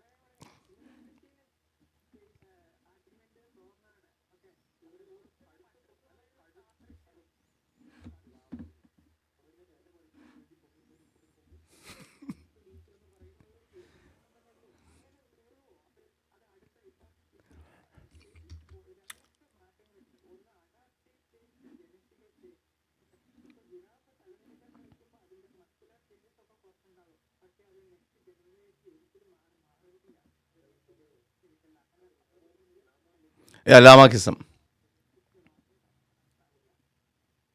ശരിക്കും ഉണ്ടാവില്ല. അപ്പൊ ഇപ്പൊ നിർദ്ധാരണത്തെ പറ്റി പറഞ്ഞു. ഓക്കെ, അപ്പൊ മ്യൂട്ടേഷൻ വഴി ചില മാറ്റങ്ങൾ നിലനിൽക്കും. അതുവഴി കോടിക്കണക്കിന് കൊല്ലങ്ങളിലൂടെ ഉണ്ടാകുന്ന കോടിക്കണക്കിന് മാറ്റങ്ങളിലൂടെ പുതിയ ജീവികൾ ഉണ്ടാകുമെന്നാണ് പറയുന്നത്. അത് വിഡിത്താണ്. ഇപ്പൊ ഞാന് സ്ട്രെയിറ്റ് ലൈനിന്റെ കാര്യം എടുത്തു. രണ്ടാമത്തെ എക്സാമ്പിൾ പറഞ്ഞില്ലേ, ഫൈനൈറ്റ് സ്ട്രെയിറ്റ് ലൈനിന്റെ കാര്യം. അപ്പൊ അതിൽ നമ്മൾ എന്താണ് മനസ്സിലാക്കുന്നത്? ഓക്കെ, അദ്ദേഹം പറഞ്ഞതിന് വളരെ പ്രധാനപ്പെട്ട ഒരു ഉദ്ദേശമുണ്ട് രണ്ടാമത്തെ കാര്യം പറഞ്ഞതിന്. അപ്പോൾ ഒരു സംഭവം സംഭവിച്ചതിന് ശേഷം രണ്ടാമത്തെ സംഭവം ആദ്യത്തേനോട് പൊരുത്തപ്പെടുന്ന രണ്ടാമത്തെ സംഭവം സംഭവിക്കാനുള്ള സാധ്യത വളരെ പെട്ടെന്ന് കുറയും. ഉദാഹരണത്തിന് ആദ്യത്തെ പോയിന്റിൽ ഒരു ബാൾ വന്ന് നിൽക്കാനുള്ള സാധ്യത 1/1000. അതിനുശേഷം രണ്ടാമത്തെ പോയിന്റിൽ വന്ന് നിൽക്കാനുള്ള സാധ്യത 1/1000 സ്ക്വയർ മൂന്നാമത്തേതിൽ വന്ന് നിൽക്കുന്നത് 1/1000 to the power 3. അപ്പം denominator every time the denominator is multiplied by 1000. ഇവൻ ഈ മാത്തമാറ്റിക്സ് വെച്ച് മാത്രം കളിക്കുന്നത് എന്താണെന്ന് മനസ്സിലായി. എക്സ്പോണൻഷ്യലി. സോ ഈ മാത്തമാറ്റിക്സ് വെച്ചിട്ട് കളിക്കുന്നതിൻ്റെ കാര്യം എന്ന് പറഞ്ഞാൽ, മാത്തമാറ്റിക്സ് നമുക്ക് കൃത്യമായിട്ട് വരച്ച് കുറിച്ച് നമുക്ക് കാര്യങ്ങൾ തീരുമാനിക്കാം. But life is not, you cannot compute ലൈഫിനെ കമ്പ്യൂട്ട് ചെയ്യാൻ പറ്റില്ല. അതിനകത്ത് the parameters of life are too varied. വളരെ ഭയങ്കര ഡിസ്പാരിറ്റ് ആയിട്ടുള്ള കുറേ പാരാമീറ്റേഴ്സ് ഉണ്ട്. ആ പാരാമീറ്റേഴ്സിനെ നമുക്ക് ചേർക്കാൻ പറ്റാത്തത് കൊണ്ടാണ് അത്ര കോംപ്ലക്സ് ആണെന്ന് പറയുന്നത്. ലൈഫ് ഈസ് കോംപ്ലക്സ് എന്ന് പറയുന്നത്. അപ്പോൾ അതാണ് ഇയാൾ മാത്തമാറ്റിക്കലി പ്രൂവ് ചെയ്യാൻ ശ്രമിക്കുന്നത്. അപ്പം he has A wrong tools. ഈ ടൂൾ യൂസേജിനെ പറ്റി ഞാൻ പറഞ്ഞുതരാം. അതാണ്, that's why I also say that is A bad engineer. വേറെ ഒരു ടൂൾ ഉണ്ടോ എന്നുള്ളത് പോലും പുള്ളി അന്വേഷിക്കാതെ ഉള്ള ടൂള് വെച്ചിട്ട് ഇയാൾ ലോകത്തെ വീക്ഷിക്കുകയാണ്. അയാൾക്ക് ലഭ്യമായിട്ടുള്ള അറിവുകൾ വെച്ച് മാത്രം വളരെ നാരോ ആയിട്ടുള്ളൊരു ബാൻഡ് വിഡ്ത്തിൽ ഈ പ്രപഞ്ചത്തിൽ നടക്കുന്ന എല്ലാത്തിനെയും അദ്ദേഹത്തിൻ്റെ മാത്രം കഴിവിൻ്റെ പരിമിതികൾ വെച്ചിട്ട് അദ്ദേഹം വീക്ഷിക്കുന്നതാണ് ഇയാൾ ചെയ്യുന്ന ഏറ്റവും വലിയ അബദ്ധം. probability is reduced, decreased exponentially. So ഒരു സംഭവം സംഭവിച്ചതിന് ശേഷം അതിനോട് പൊരുത്തപ്പെടുന്ന മറ്റ് സംഭവങ്ങൾ ഉണ്ടാകുന്ന സാധ്യത വളരെ പെട്ടെന്ന് കുറയുന്നു. അപ്പോൾ ഒരു 10 മാറ്റം, ഒന്നിനോട് പൊരുത്തപ്പെടുന്ന 10 മാറ്റങ്ങൾ മാത്രം ഉണ്ടാകുന്ന ഒരു സ്ട്രെയിറ്റ് ലൈൻ തന്നെ ഉണ്ടാവൂല. അപ്പോ ഒന്നിനോട് പൊരുത്തപ്പെടുന്ന കോടിക്കണക്കിന് മാറ്റങ്ങളിലൂടെ, കോടിക്കണക്കിന് കൊല്ലങ്ങളിലൂടെ നടക്കുന്ന കോടിക്കണക്കിന് മാറ്റങ്ങളിലൂടെ ഒരു ജീവി എങ്ങനെയാണ് വേറൊരു ജീവിയായി മാറുക? ഒരിക്കലും സംഭവിക്കില്ല. ഇനി ഒന്നും കൂടി ആലോചിച്ച് നോക്കെ. ഇപ്പൊ കോടിക്കണക്കിന് എന്ന് പറയുമ്പോഴത്തേക്കും ഇവിടെ കാര്യം പറഞ്ഞു, ഇയാൾ പറയുന്നതിലുള്ള മിസ്റ്റേക്ക് പറഞ്ഞുതരാം. കോടിക്കണക്കിന് വർഷങ്ങൾ എടുക്കില്ല. അതിനാണ് ഞാൻ റിച്ചർഡ് ലിൻസ്കിയുടെ സ്റ്റഡി ഞാനിവിടെ കോട്ട് ചെയ്തത്. It doesn't take millions of years. It takes, in fact ബട്ടർഫ്ലൈസിൻ്റെയും ഇൻസെക്ട്സിൻ്റെയും ഒക്കെ എവല്യൂഷൻ നമ്മൾ വളരെ രസത്തോടുകൂടി പഠിക്കുന്നൊരു കാര്യമാണ്. ഒരു പ്രദേശത്തുള്ളത് എങ്ങനെയാണ് വേറൊരു മോർഫായിട്ട് മാറുന്നത്, എങ്ങനെയാണ് ഒരു 50 തലമുറ കഴിയുമ്പോൾ തന്നെ വേറെ സാധനമായും വേറെ ഒരു ഇതായിട്ട് മാറുന്നത്. അപ്പോൾ വലിയ ജീവികളെ പഠിക്കുന്നതിനേക്കാളും ചെറിയ ജീവികളെയാണ് ഈ പരിണാമം പഠിക്കാനായിട്ട്, പ്രത്യേകിച്ച് ഈ ഫാസ്റ്റ് ആയിട്ട് ജനറേഷൻസ് ഉണ്ടാക്കുന്ന ജീവികളെ പഠിക്കുമ്പോഴാണ് നമുക്ക് യഥാർത്ഥത്തിൽ പരിണാമത്തിൻ്റെ ഒരു ഒരു ഒരു പാരഡൈം നമുക്ക് കിട്ടുന്നത്. അതാണ് അതിൻ്റെ കറക്റ്റ് വേർഡ്. എങ്ങനെയാണ് ഇത് നടക്കുന്നത്? ബിക്കോസ് അവിടെ നമ്മളിപ്പോൾ കാണുന്നതല്ലാതെ തന്നെ ഇതിന് ഒരു എക്സ് വൈ ആക്സിസ് അല്ലാതെ ഒരു സി ആക്സിസും കൂടിയുണ്ട്. ദർ ഇസ് ഓൾസോ സി അല്ല, എക്സ് വൈ സി കഴിഞ്ഞിട്ട് ഒരു ടീയും കൂടിയുണ്ട്, ഒരു ടെമ്പറൽ ആക്സിസും കൂടിയുണ്ട്. ആ ടൈമും കൂടി എടുക്കുമ്പോൾ മാത്രമേ ഇത് കൃത്യമായിട്ട് ഓരോ തലമുറ കഴിയും തോറും എന്താണ് അവിടെ സംഭവിക്കുന്നതെന്ന് നമുക്ക് കാണാൻ പറ്റും. നമുക്ക് നേരിട്ട് കാണാൻ പറ്റുന്ന കാര്യമാണ്. അപ്പോൾ ഇത് നേരിട്ട് കാണാൻ പറ്റുന്ന കാര്യം പോലും അയാൾ, because he hasn't gathered all the evidence, ചില എവിഡൻസ് ഇയാളുടെ വാദത്തിന് വേണ്ടി ചെറി പിക്ക് ചെയ്തിട്ട് അയാൾ അവതരിപ്പിക്കുകയാണ്. എന്നിട്ട് കുറേ സ്ട്രോമാനും കൺസ്ട്രക്ട് ചെയ്യുന്നുണ്ട്. അപ്പം കോടിക്കണക്കിന് തലമുറ എടുക്കില്ല. ഇപ്പം let me just find that study for you എന്നല്ലേ, ഇതൊന്ന് പ്ലേ ചെയ്ത് തരട്ടെ. 2-3 ബാൾസുകൾ വന്ന് നിന്നു. ഇനി 4ാമത്തെ ബാള് അതിന്റെ പോയിന്റ് വന്നിക്കുമ്പോഴേക്കും ആദ്യം വന്ന പോയിന്റൊക്കെ ബാൾസുകളൊക്കെ കാറ്റടിച്ച് മാറിപ്പോയിട്ടുണ്ടാവും. അപ്പോൾ അത് ഒരിക്കലും തുടരില്ല. അതുമാതിരി ഈ പ്രതിനിധാരണം വഴി മാറ്റങ്ങൾ നടക്കുമ്പോൾ, സപ്പോസ് കുറച്ച് മാറ്റങ്ങൾ നടന്നു, ഓക്കെ, ഒരു മാറ്റം നടന്ന് ശേഷം മറ്റു മാറ്റങ്ങൾ നടക്കുന്നതിന് മുമ്പ് ആദ്യത്തെ മാറ്റങ്ങളൊക്കെ കാലാവസ്ഥാ മാറ്റം മൂലം മാറിപ്പോകും. ഉദാഹരണത്തിന് ഒരു മീനിന് കാലുണ്ടാകുന്ന എക്സാമ്പിൾ എടുക്കുക. ഓക്കെ, ഒരു മീനിന് ജനറ്റിക്കൽ മാറ്റം ഉണ്ടായിട്ട് മ്യൂട്ടേഷൻ മൂലം ജനറ്റിക്സിൽ മാറ്റം ഉണ്ടായി ഒരു എല്ല് മുളച്ചു. ഓക്കെ, ഇനി എല്ല് മുളച്ച് അത് കാലായി മാറണമെങ്കിൽ എന്തൊക്കെ സംഭവിക്കണം? അതിനെ മറ്റ് ശരീരത്തിന്റെ ഭാഗങ്ങളോട് യോജിപ്പിക്കാൻ വേണ്ടി ജോയിനുകൾ ഉണ്ടാകണം. ഇവിടെയാണ് പുള്ളിയുടെ അബദ്ധം. അതായത് ഒരു കാലുണ്ടായിട്ട് പിന്നെ അടുത്തത് എല്ലുകൾ മുളയ്ക്കുക. ഇത് പണ്ട് നമ്മൾ സെബാസ്റ്റ്യൻ പുന്നക്കൽ ദിലീപ് മാമ്പല്ലുമായിട്ട് നടത്തിയ ഡിബേറ്റിൽ അവതരിപ്പിച്ച സാധനമാണ്. എന്തുകൊണ്ടാണ് ഈ മരങ്ങൾ കിളികളെ അടിച്ചോടിക്കാൻ വേണ്ടി എന്തുകൊണ്ടാണ് മരങ്ങൾക്ക് കൈകൾ പരിണമിക്കാത്തത് എന്നുള്ള ചോദ്യങ്ങൾ വരുന്ന പോലെ. ഒന്നാമത്തെ കാര്യം, ഇന്ന് നമ്മളൊരു ജീവിയെ കാണുമ്പോൾ നമ്മൾ കാണുന്നതെന്ന് വെച്ചാൽ അത് പൂർണ്ണമായിട്ട് ഒരു പൂർണ്ണതയിലെത്തിയ ഒരു ജീവിയാണെന്നാണ് നമ്മൾ കരുതുന്നത്. അതല്ല, അത് ഇന്നത്തെ അവസ്ഥയ്ക്ക് അത് ജീവിക്കുകയാണ്. അതിൻ്റെ ശരീരത്തിലുള്ള പല ഭാഗങ്ങളെയും അത് അഡാപ്റ്റ് ചെയ്തിട്ട്, അതിനെയാണ് എക്സാപ്റ്റേഷൻ എന്ന് പറയുന്നത്. അഡാപ്റ്റേഷനും എക്സാപ്റ്റേഷനും ഉണ്ട്. എക്സാപ്റ്റേഷൻ ഇസ് ബേസിക്കലി ഒരു ശരീരത്തിൻ്റെ ഭാഗം വേറെ ഒരു ആവശ്യത്തിന് വേണ്ടി പരിണമിച്ചത് പിന്നെ അത് വേറൊരു ആവശ്യത്തിന് വേണ്ടി ഉപയോഗിക്കുന്ന ഒരു രീതിയാണ്. അതാണ് ഈ ചില ഫ്ലിപ്പേഴ്സ് നമ്മൾ കണ്ടിട്ടുണ്ട്. കാലുകളായിട്ട് ഉപയോഗിച്ചിരുന്ന സാധനങ്ങൾ പിന്നീട് അത് ഫ്ലിപ്പേഴ്സായിട്ട് മാറി. തിമിംഗലങ്ങളുടെ, അതുപോലെ സീ ലയൺസ്. അല്ലാതെ അത് മീൻ പരിണമിച്ച് സീലയണും തിമിംഗലവും ആയതല്ല. അത് കരയിൽ ഒരു കാലത്ത് ജീവിച്ചിരുന്ന ജീവിയാണ്, പിന്നെ അത് കടലിലേക്ക് മാറിയതാണ്. അപ്പോൾ ഈ ഒരു എക്സാപ്റ്റേഷൻ ഉള്ള അവയവങ്ങളെ അതിൻ്റെ ആവശ്യമനുസരിച്ച് തലമുറയോ കഴിയും തോറും അതിൽ മാറ്റങ്ങൾ വന്നിട്ട് ഒടുവിൽ അത് കടലിൽ ജീവിക്കാനായിട്ട് അനുയോജ്യമായതാണ്. അപ്പോൾ ചോദിക്കും, അപ്പോൾ ഇതിനു മുമ്പ് ഇത് എവിടെയായിരുന്നു എന്നുള്ളത്. ഓരോരോ ഘട്ടത്തിനും അത് പൂർണ്ണമായിട്ടും സർവൈവ് ചെയ്യാൻ വേണ്ടിയുള്ള എല്ലാ ശരീരഘടനയോടും കൂടി അത് ജീവിച്ചിരുന്നു എന്നുള്ളതാണ്. അതിനാണ് നമ്മൾ ഫോസിൽ എവിഡൻസിലേക്ക് പോകുന്നത്. ചില ജീവികൾ, ഇപ്പോൾ ടിക്ടാലിക്കിനെ പോലുള്ള ജീവികളുടെയൊക്കെ ഫോസിൽ കാണുമ്പോൾ നമുക്കറിയാം അത് കരയിലും കടലിലും വെള്ളത്തിൽ ജലത്തിലും കരയിലും ജീവിച്ചിരുന്ന ഒരു ജീവിയാണ് എന്നുള്ളത് നമുക്കത് കാണുമ്പോൾ അറിയാം. അതുപോലെ മഡ് സ്കിപ്പേഴ്സിനെ കാണുമ്പോൾ അത് കടലിൽ ജീവിക്കുന്നതാണ്, അത് വെള്ളത്തിൽ ജീവിക്കുന്നതാണ്. പക്ഷേ അതിന് കരയിൽ സ്കിപ്പ് ചെയ്ത് നിൽക്കാൻ പറ്റും, അതിന് ഓക്സിജൻ ബ്രീത്ത് ചെയ്യാൻ പറ്റും. അതിൻ്റെ ലങ്സിന്, അതിൻ്റെ സ്വിം ബ്ലാഡേഴ്സിന് ലങ്സിൻ്റെ പോലത്തെ ഒരു അഡാപ്റ്റേഷൻ അതിന് കൈവരിക്കാൻ കഴിഞ്ഞിട്ടുണ്ട്. അപ്പോൾ ഇനി കുറേ ഒരു മില്യൺ ഇയേഴ്സും കൂടി കഴിയുമ്പോഴത്തേക്കും അത് തിരിച്ച് കരയിലേക്ക് വരാനും സാധ്യതയുണ്ട്. കരയിലുള്ളത് കടലിലോട്ടും കടലിലുള്ളത് കരയിലേക്കും സാഹചര്യങ്ങളനുസരിച്ച്, സാഹചര്യങ്ങളുടെയും ഭക്ഷ്യ ലഭ്യതയുടെയും സന്ദർഭമനുസരിച്ച് ജീവികൾ മാറി മാറി അത് അതിജീവിക്കാൻ അതിൻ്റെ ശരീരം ഈ പറയുന്ന ക്യുമുലേറ്റീവ് സെലക്ഷൻ വഴി മാറി വരും. അല്ലാതെ ഒരു ജീവി ഭക്ഷണം കിട്ടാതെ അങ്ങനെ അവിടെ കിടന്ന് നീന്താൻ പറ്റാതെ അവിടെ കിടന്ന് ചത്തുപോകും, അങ്ങനെ ഒരു സംഭവം ഉണ്ടാവുന്നില്ല. ഉള്ള രീതിയിൽ അത് ജീവിക്കുകയാണ്. മനസ്സിലായില്ല? അപ്പോൾ ഈ പൂർണ്ണത എന്നുള്ളൊരു കോൺസെപ്റ്റ് ഈ വിശ്വാസികളുടെ തലയിൽ കിടപ്പുണ്ട്. നമ്മുടെ സൈമൺ ജി പണ്ട് എന്നും ഇടുന്നൊരു റൂമായിരുന്നു ക്ലബ് ഹൗസിൽ. പൂർണ്ണത, അതിന് പൂർണ്ണതയുണ്ടോ, ഇതിന് പൂർണ്ണതയുണ്ടോ. അപ്പം നമ്മൾ പൂർണ്ണതാണോ, ഇത് പെർഫെക്റ്റ് ആണോ? അപ്പോൾ ഖുറാനിലൊക്കെ പറയുന്ന പോലെ ഏറ്റവും പെർഫെക്റ്റ് ആയിട്ടാണ് മനുഷ്യനെ സൃഷ്ടിച്ചിരിക്കുന്നത്. അപ്പോൾ അത് പറയുമ്പോഴാണ് ഈ ഒരു സ്ലൈഡ് പ്രസക്തമായി വരുന്നത്. ഇത് പെർഫെക്റ്റ് ആയിട്ടാണ് സൃഷ്ടിച്ചതെന്ന് പറയുന്ന മനുഷ്യരും ഇതാണ്ട ഇത് നോക്കിയോളൂ. ഇതിൽ ഡിസൈൻ ചെയ്തതാണ് എന്ന് പറയുന്നത്, ദൈവമാണ് ഇതിനെ സൃഷ്ടിച്ചതെന്ന് പറയുന്നത്. എന്തിനാണ് ഈ പറയുന്ന ലാരിഞ്ചൽ നെർവ് തലച്ചോറിൽ നിന്നും അത് ഹൃദയത്തിൻ്റെ അതിലേ കൂടി കറങ്ങി തിരിഞ്ഞാണ് അത് പോകുന്നത്? കാരണം ഇതിൻ്റെ കഴുത്ത് തലമുറ കഴിയുന്തോറും നീങ്ങിപ്പോയി. മത്സ്യമായിരുന്നു ഇത് പണ്ടൊരു കാലത്ത്. ഇതുണ്ടായി വരുന്ന സമയത്ത് ഈ ബ്രെയിൻ ക്ലസ്റ്ററിങ്, ബ്രെയിനിൻ്റെ ന്യൂറോണൽ ക്ലസ്റ്റർ ഉണ്ടായി വരുന്ന സമയത്ത് ഇത് കടലിൽ ജീവിച്ച ജീവിയാണിത്, മത്സ്യമായിരുന്നത്, ഒരു കോൾ ബ്ലഡഡ് ജീവിയായിരുന്നു. അത് പിന്നെ മാമലായി മാറിയപ്പോഴത്തേക്കും അതിൻ്റെ ആ നെർവ് മാറിയിട്ടില്ല.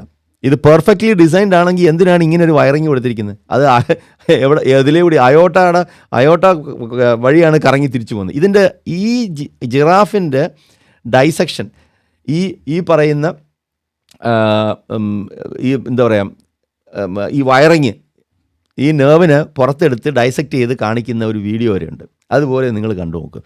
And that shows that this evolved. ഒരു പെർഫെക്റ്റ്ലി ക്രിയേറ്റ് ചെയ്തൊരു ജീവിക്ക് എന്തിനാണ് ഇങ്ങനെ ഒരു വയറിങ്? അതൊരു ഫസ്റ്റ് ചോദ്യം. നമ്മൾ വേറെ വേദികളിൽ പറഞ്ഞിട്ടുള്ളതാണ്. നമ്മുടെ ശരീരത്തിലുള്ള ഇവിടെ മാക്സിലറി സൈനസ് ഉണ്ട്, അത് മുകളിലാണ് ആ ദ്വാരം കിടക്കുന്നത്. ഇപ്പോൾ സൈനസൈറ്റിസ് ഉള്ളതിൻ്റെ ഏതൊരു വീഡിയോയിൽ ഞാൻ ചോദിക്കുന്നുണ്ട്, എന്തിനാണ് ഈ സുഷിരം ഇവിടെ ഇരിക്കുന്നത്? കാരണം നമ്മൾ 4 കാലിൽ നടന്നപ്പോഴത്തേക്ക് എന്തെങ്കിലും ഇൻഫെക്ഷൻ ഉണ്ടെങ്കിൽ ഇതിലെ കൂടി ആ ഫ്ലൂയിഡ് എല്ലാം കൂടി ഡ്രെയിൻ ചെയ്ത് പോകും.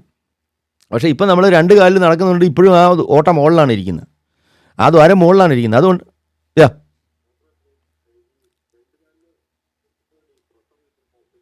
അതെ 2 കാലിൽ നടക്കുന്നതുകൊണ്ടാണ് നമ്മളെ ഹിപ്പ് ബോൺ ഇത്രമാത്രം വികസിച്ചത് കൊണ്ടും നമ്മൾ ഈ നടക്കുകയും വേണം, പ്രസവിക്കുകയും വേണം. പിന്നെ തലച്ചോറും വളർന്നു.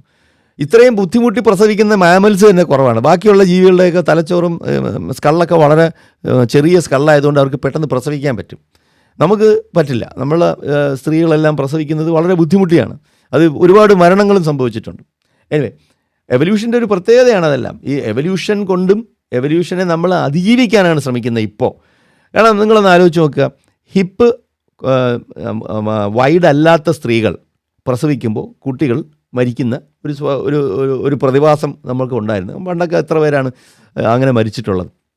അപ്പോൾ അങ്ങനെയുള്ള സ്ത്രീകൾക്ക് വൈദ്യപരിരക്ഷ ലഭിച്ചിട്ടില്ല എങ്കിൽ ഈ ഹിപ്പ് വൈഡ് അല്ലാത്ത അടുത്ത തലമുറയെ സൃഷ്ടിക്കാൻ കഴിയില്ല. അതോടുകൂടി നശിച്ചു പോകും. പക്ഷേ മോഡേൺ മെഡിസിൻ വന്നതിന് ശേഷമാണ് ആ സ്ത്രീകൾക്ക് പ്രസവിക്കാൻ കഴിയുന്നത്. സിസേറിയൻ ബർത്ത് പോസിബിൾ ആവുന്നതിൻ്റെ കാരണം കൊണ്ടാണ് അങ്ങനെയുള്ള കുട്ടികൾ വരെ ഇപ്പോൾ ജീവിക്കുന്നത്. മനസ്സിലായോ?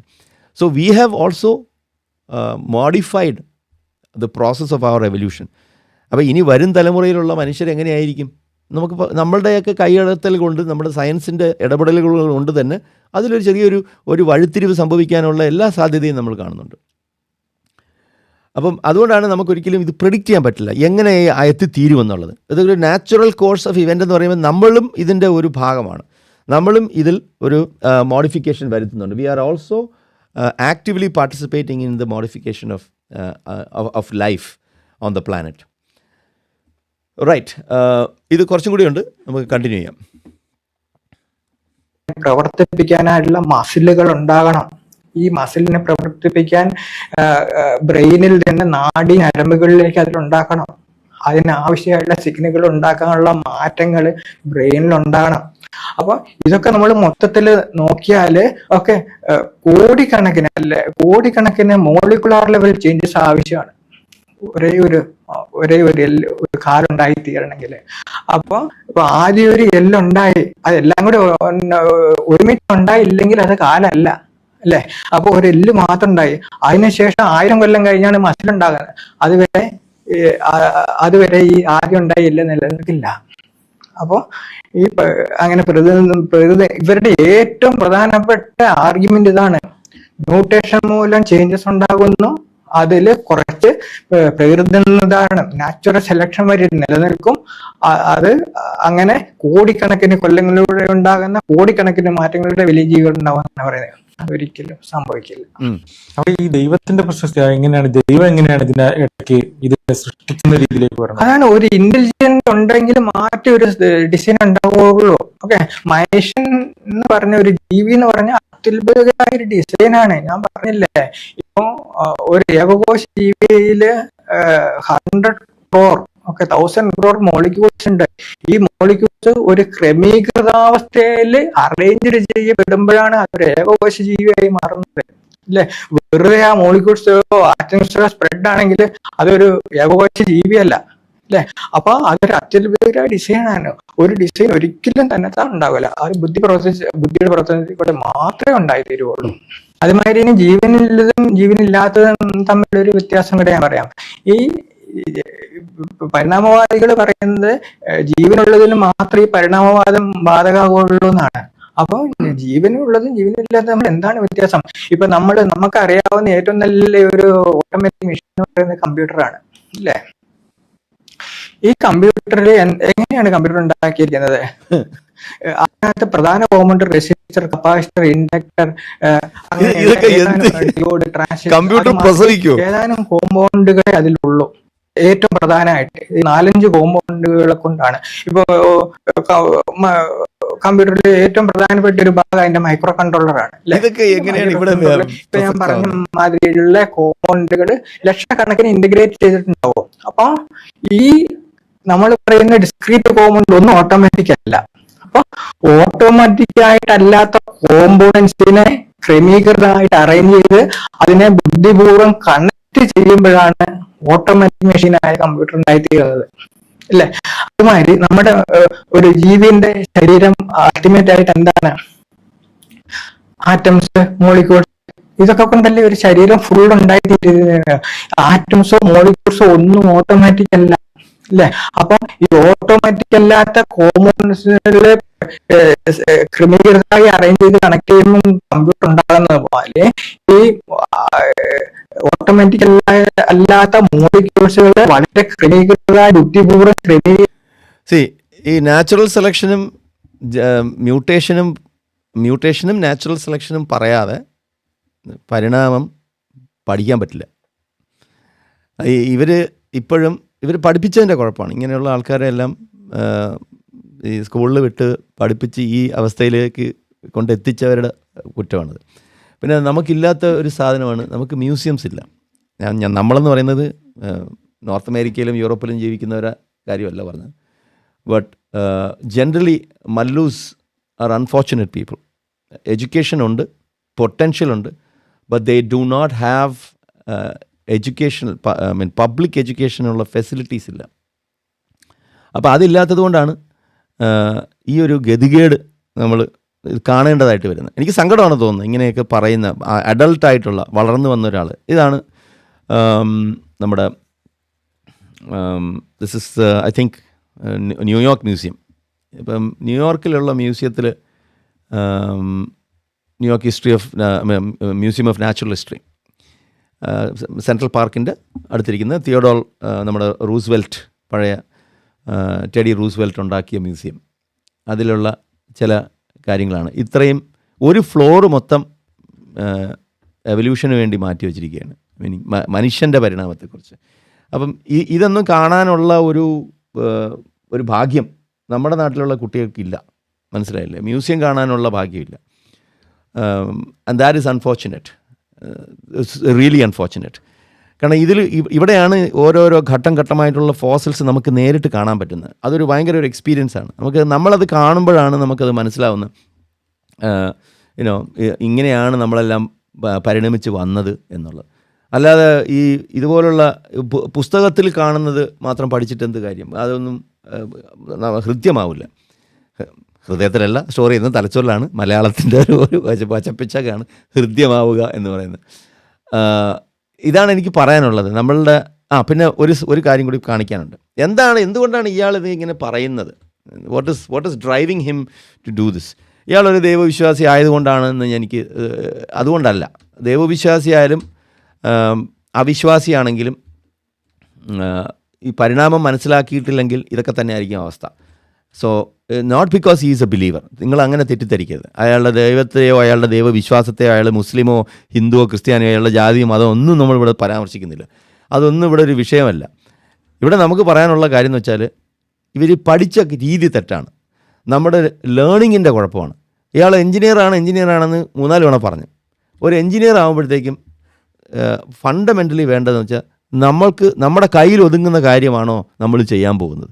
നമ്മൾ മനസ്സിലാക്കാൻ പോകുന്ന കാര്യത്തിന് നമുക്ക് അതിൻ്റെ പൂർണ്ണമായിട്ടുള്ള അല്ലെങ്കിൽ പണി പൂർത്തിയാക്കാനും വേണ്ടിയുള്ള ഈ മനസ്സിലാക്കലെന്ന് പറയുന്ന പണി അത് പൂർത്തിയാക്കാനും വേണ്ടിയുള്ള അറിവ് നമ്മുടെ കയ്യിലുണ്ടോ? അതില്ലാത്ത പക്ഷം നമ്മൾ എന്ത് ചെയ്യണം? നമ്മൾ എവിടെയാണ് പോയി പഠിക്കേണ്ടത്? എവിടെയാണിത് മനസ്സിലാക്കേണ്ടത്? എന്താണ് വായിക്കേണ്ടത്? മൊളക്യുലർ ബയോളജി പഠിക്കണം, എവല്യൂഷണറി ബയോളജി വായിക്കണം, നമ്മളുടെ അനാറ്റമി മനസ്സിലാക്കണം. എങ്ങനെയാണ് ഇത് വ്യത്യസ്തമാകുന്നത്? എങ്ങനെയാണ് വിസ്റ്റീജിയൽ ഓർഗൻസ്? നേരത്തെ പുള്ളി അത് അവതാരകൻ പറഞ്ഞായിരുന്നു. വിസ്റ്റീജിയൽ ഓർഗൻസിനെ പറ്റിയൊക്കെ അദ്ദേഹം പറഞ്ഞു തുടങ്ങിയായിരുന്നു. ഇതെന്തുകൊണ്ടാണ് ഇന്ന് നമ്മുടെ ശരീരത്തിൽ നിലനിൽക്കുന്നത്? നമ്മളുടെ ഈ ബൈലാറ്ററൽ സിമെട്രി എന്തുകൊണ്ടാണ് എല്ലാ ജീവികൾക്കും ബൈലാറ്ററൽ സിമെട്രി ഉള്ളത്? ഇപ്പം ഓരോരോ കമ്പനികൾ ഓരോ പ്രൊഡക്റ്റ് ഉണ്ടാക്കുമ്പോൾ എന്തുകൊണ്ടാണ് ഓരോ പ്രൊഡക്റ്റും ഇപ്പോൾ ഡിസൈൻ എഞ്ചിനീയറാണ് അയാൾ. ഒരു ഫോർ എക്സാമ്പിൾ ഒരു മിക്സർ ഉണ്ടാക്കുമ്പോൾ അതിൻ്റെ ലേ ഔട്ട് എങ്ങനെയായിരിക്കും? ഒരു സോഫ്റ്റ്വെയർ ഉണ്ടാക്കുന്നു, അതിൻ്റെ UI എങ്ങനെയായിരിക്കും? അത് ഓരോ കമ്പനിയും ഓരോ രീതിയിലാണ് ഉണ്ടാക്കുന്നത്. അല്ലാതെ it will not look similar, it will look different. ആ ഡിഫറൻസ് വരുന്നത് എന്തുകൊണ്ടാണ്? അത് ഡിസൈൻ ചെയ്തത് കൊണ്ടാണ് വരുന്നത്. അത് നാച്ചുറലി ഇവോൾവ് ചെയ്തതാണെങ്കിൽ ദർ വിൽ ബി സിമിലാരിറ്റീസ്. അത് അങ്ങനെയാണ് ബൈപെഡാലിസവും ബൈലാറ്ററൽ സിമെട്രിയും ഒക്കെ ഉള്ളത്. എന്തുകൊണ്ടാണ് എല്ലാ ജീവികൾക്കും മുകളിലും ഒരറ്റത്തു കൂടി ഭക്ഷണം പോകുന്നു, മറ്റേ അറ്റത്തു കൂടി വിസർജനം നടക്കുന്നു? എന്തുകൊണ്ടാണ് ഒരുവിധപ്പെട്ട എല്ലാ ജീവികൾക്കും അവരുടെ ലിംബുകളെല്ലാം സിമെട്രിക്കലാണ്? 2 കണ്ണ്, 2 കൈ, 2 കാല്. എന്തുകൊണ്ടാണ് ഈ സിമെട്രി ഉള്ളത്? ഈ സിമെട്രി ഇൻസെക്ട്സ് എടുത്താലും മാമൽസ് എടുത്താലും ഒരേ രീതിയിൽ തന്നെയാണ് നമുക്ക് കാണാൻ പറ്റുന്നത്. വിത്ത് എക്സെപ്ഷൻ ഓഫ് ഫ്യൂ. ഇപ്പം എക്കിനോഡെർമാറ്റ പോലത്തുള്ള സ്റ്റാർ ഫിഷ് പോലത്തെ അവർക്ക് മാത്രമേ ഉള്ളൂ ഈ പെൻറ്റാറേഡിയൽ സിമെട്രി ഉള്ളത്. 5 പെൻറ്റാറേഡിയൽ എന്നാണ് അതിന് പറയുന്നത്. നമുക്കെല്ലാം ബൈലാറ്ററലാണ്. സോ ഈ ഒരു കാര്യം പറഞ്ഞ് മനസ്സിലാക്കിച്ചു കൊടുക്കാത്തതിൻ്റെ കുഴപ്പമാണ്. അത് ഒന്നുകിൽ അധ്യാപകരുടെ പിശകാണ്, അല്ലെങ്കിൽ അവർക്ക് അഡൾട്ട് ആയതിനു ശേഷം അവർക്ക് ഇതുപോലുള്ള പോയി കണ്ട് സന്ദർശിച്ച് പഠിക്കാനുള്ള മ്യൂസിയംസും ഡോക്യുമെൻ്ററീസും ഇല്ലാത്തതുകൊണ്ടായിരിക്കാം. സോ അതാണ് ഇതിൻ്റെ പ്രധാന കാരണം. പിന്നെ ഇയാൾ എഞ്ചിനീയർ ആണെന്ന് പറയുന്നത് അയാളുടെ കയ്യിൽ ഒതുങ്ങാത്ത, അയാളുടെ സ്കിൽ സെറ്റിൽ വരാത്ത കാര്യങ്ങൾ അയാൾ ഒരു മേഖലയിൽ അയാൾക്ക് കഴിവുള്ളത് കൊണ്ട് വേറൊരു മേഖലയിലും അയാൾ പറയുന്ന കാര്യങ്ങൾ ശരിയാകണം എന്നില്ല, ഒരിക്കലും ആവണമെന്നില്ല. അത് പഠിച്ചാൽ മാത്രമേ ഉണ്ടാവൂ. ഇപ്പോൾ ഇത് പഠനത്തിൻ്റെ അഭാവവും അറിവില്ലായ്മയുടെ ഒരു ലക്ഷണമാണ് ഇയാൾ സംസാരിക്കുമ്പോൾ നമുക്ക് മനസ്സിലാവുന്നത്. പിന്നെ അയാൾക്ക് മാത്തമാറ്റിക്സ് അറിയാം, അയാൾക്ക് ഇലക്ട്രോണിക്സ് അറിയാം. അത് വെച്ചിട്ട് ഇതിനെ വിശകലനം ശ്രമിക്കുകയാണ്. അതിന് വേറൊരു കാര്യം കൂടി പറയും. If all I have is a hammer, എൻ്റെ കയ്യിൽ ചുറ്റിക മാത്രമേ ഉള്ളൂ, then everything I see will be nails. ഞാൻ എവിടെ നോക്കിയാലും ആണികളെ കാണും, ആണി അടിക്കാൻ വേണ്ടി. എൻ്റെ കയ്യിൽ ചുറ്റികയുണ്ട്, എന്ത് കണ്ടാലും ആണിയാണ് എന്ന് തോന്നിയിട്ട് എല്ലാ പ്രശ്നത്തിനും ഈ ഒരു സൊല്യൂഷൻ അപ്ലൈ ചെയ്യുമ്പോൾ ഉണ്ടാകുന്ന പ്രോബ്ലമാണ്. അപ്പം ബയോളജി പഠിക്കാനായിട്ട് നിങ്ങൾ മാത്തമാറ്റിക്കൽ അനാലജീസ് കൊണ്ട് തള്ളിക്കയറ്റാതിരിക്കുക. ഡിസൈൻ എഞ്ചിനീയറിംഗ് എന്ന് പറയുന്നത് ഇന്ന് ലഭ്യമായിട്ടുള്ള ഉപകരണങ്ങൾ വെച്ചിട്ട് അസംബിൾ ചെയ്തെടുക്കുന്ന സാധനം, അത് ആ ഒരു വർക്കിംഗ് പ്രോസസ്സ് വെച്ചിട്ട് ടെമ്പറലായിട്ടുള്ള സമയബന്ധിതമായിട്ടുള്ള പരിണാമത്തെ മനസ്സിലാക്കാൻ ശ്രമിക്കുമ്പോൾ ആ പരിണാമത്തിൻ്റെ ക്യുമുലേറ്റീവ് നാച്ചുറൽ സെലക്ഷൻ അത് മനസ്സിലാക്കാൻ വിട്ടുപോയതിൻ്റെ ഒരു കുഴപ്പമാണ് നമുക്ക് ഇവിടെ കാണുന്നത്. ഈ വീഡിയോ ABC മലയാളത്തിലുള്ള ആരെങ്കിലും കാണുകയാണെങ്കിൽ ദയവ് ചെയ്ത് കോപ്പിറൈറ്റ് അടിച്ച് ഇത് കളയാതിരിക്കുക. കാരണം നിങ്ങൾക്കും ഗുണം ചെയ്യുന്ന കാര്യങ്ങളാണ്. നിങ്ങളെ പരാമർശിക്കാനോ അല്ലെങ്കിൽ നിങ്ങളെ വിമർശിച്ച് നിങ്ങളെ താഴ്ത്തിക്കെട്ടാൻ വേണ്ടി അവതരിപ്പിച്ചൊരു വീഡിയോ അല്ലത്. ഇത് ഒരുപാട് പേര് എനിക്കിത് അയച്ചു തന്നിട്ട് എന്തുകൊണ്ടാണ് ഇന്നേ വരെ ആരും ഇത് ചെയ്യാത്തതെന്ന് ചോദിച്ച് ഒരുപാട് പേര് എൻ്റെ അടുത്ത് പറഞ്ഞ് ഇത് ചെയ്യേണ്ട കാര്യമില്ല, ഇത് വെറും ചളം സാധനമാണ്, നമ്മളെ ലെവലിൽ പെടുന്നതല്ല. പക്ഷേ ഞാൻ നോക്കിയത് അതല്ല, പരിണാമമല്ല പഠിപ്പിക്കാൻ ഞാനിവിടെ ശ്രമിക്കുന്നത്. ഞാനിങ്ങനെ നിങ്ങളുടെ ചിന്തയുടെ പ്രശ്നമാണ്.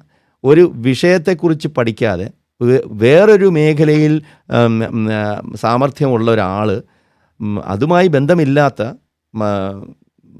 എവല്യൂഷണറി ബയോളജി എക്സ്പ്ലെയിൻ ചെയ്ത് അതിൽ അദ്ദേഹം പോപ്പുലർ ആവാൻ ശ്രമിക്കുന്നു, അല്ലെങ്കിൽ he is genuinely trying to explain this, മനസ്സിലായില്ലേ? പക്ഷേ the tools he is using, he is trying to use tools that are not fit for the problem. And that is what I need to explain. So അതിൽ ഈ Salem hypothesis എന്ന് പറയും, അതായത് expertise in rigid design systems, that is what he does. Total ignorance of messy iterative biology. അത് biology is very iterative. അതാണ് ആ cumulative generational changes സംഭവിക്കുന്നതിനെ പറ്റി ഞാൻ നേരത്തെ പറഞ്ഞ പലതവണ പല രീതിയിൽ ഞാനിത് പറഞ്ഞിട്ടുണ്ട്.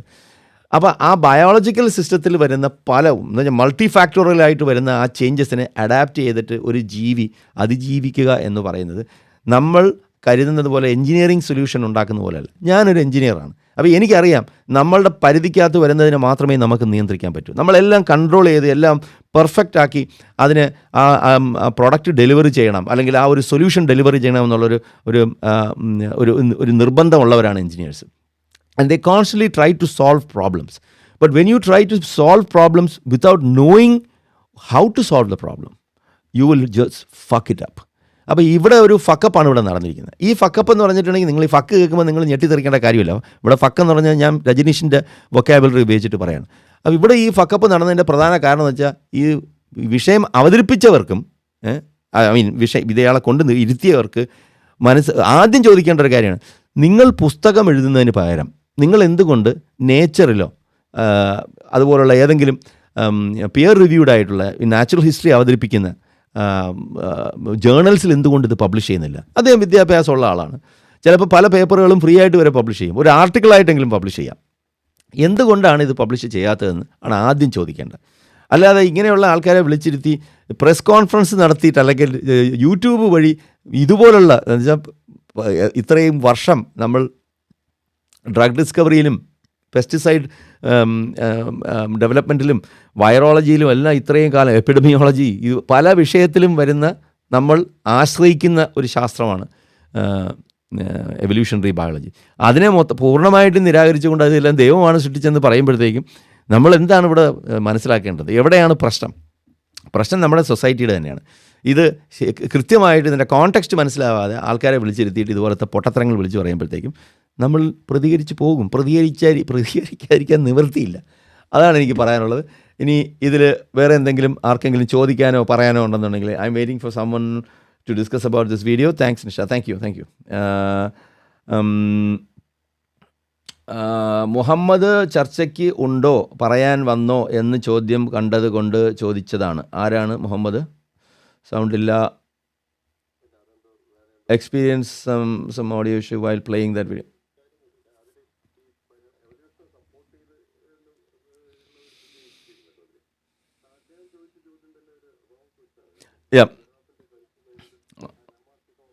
അത് ഞാനത് പറഞ്ഞായിരുന്നു.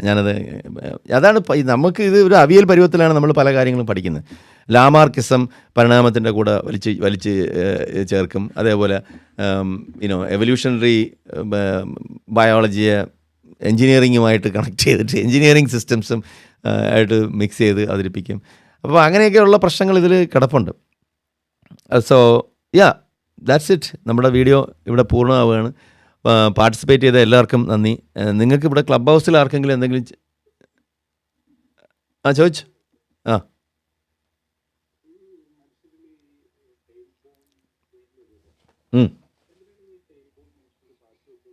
അതെ അത് തന്നെ.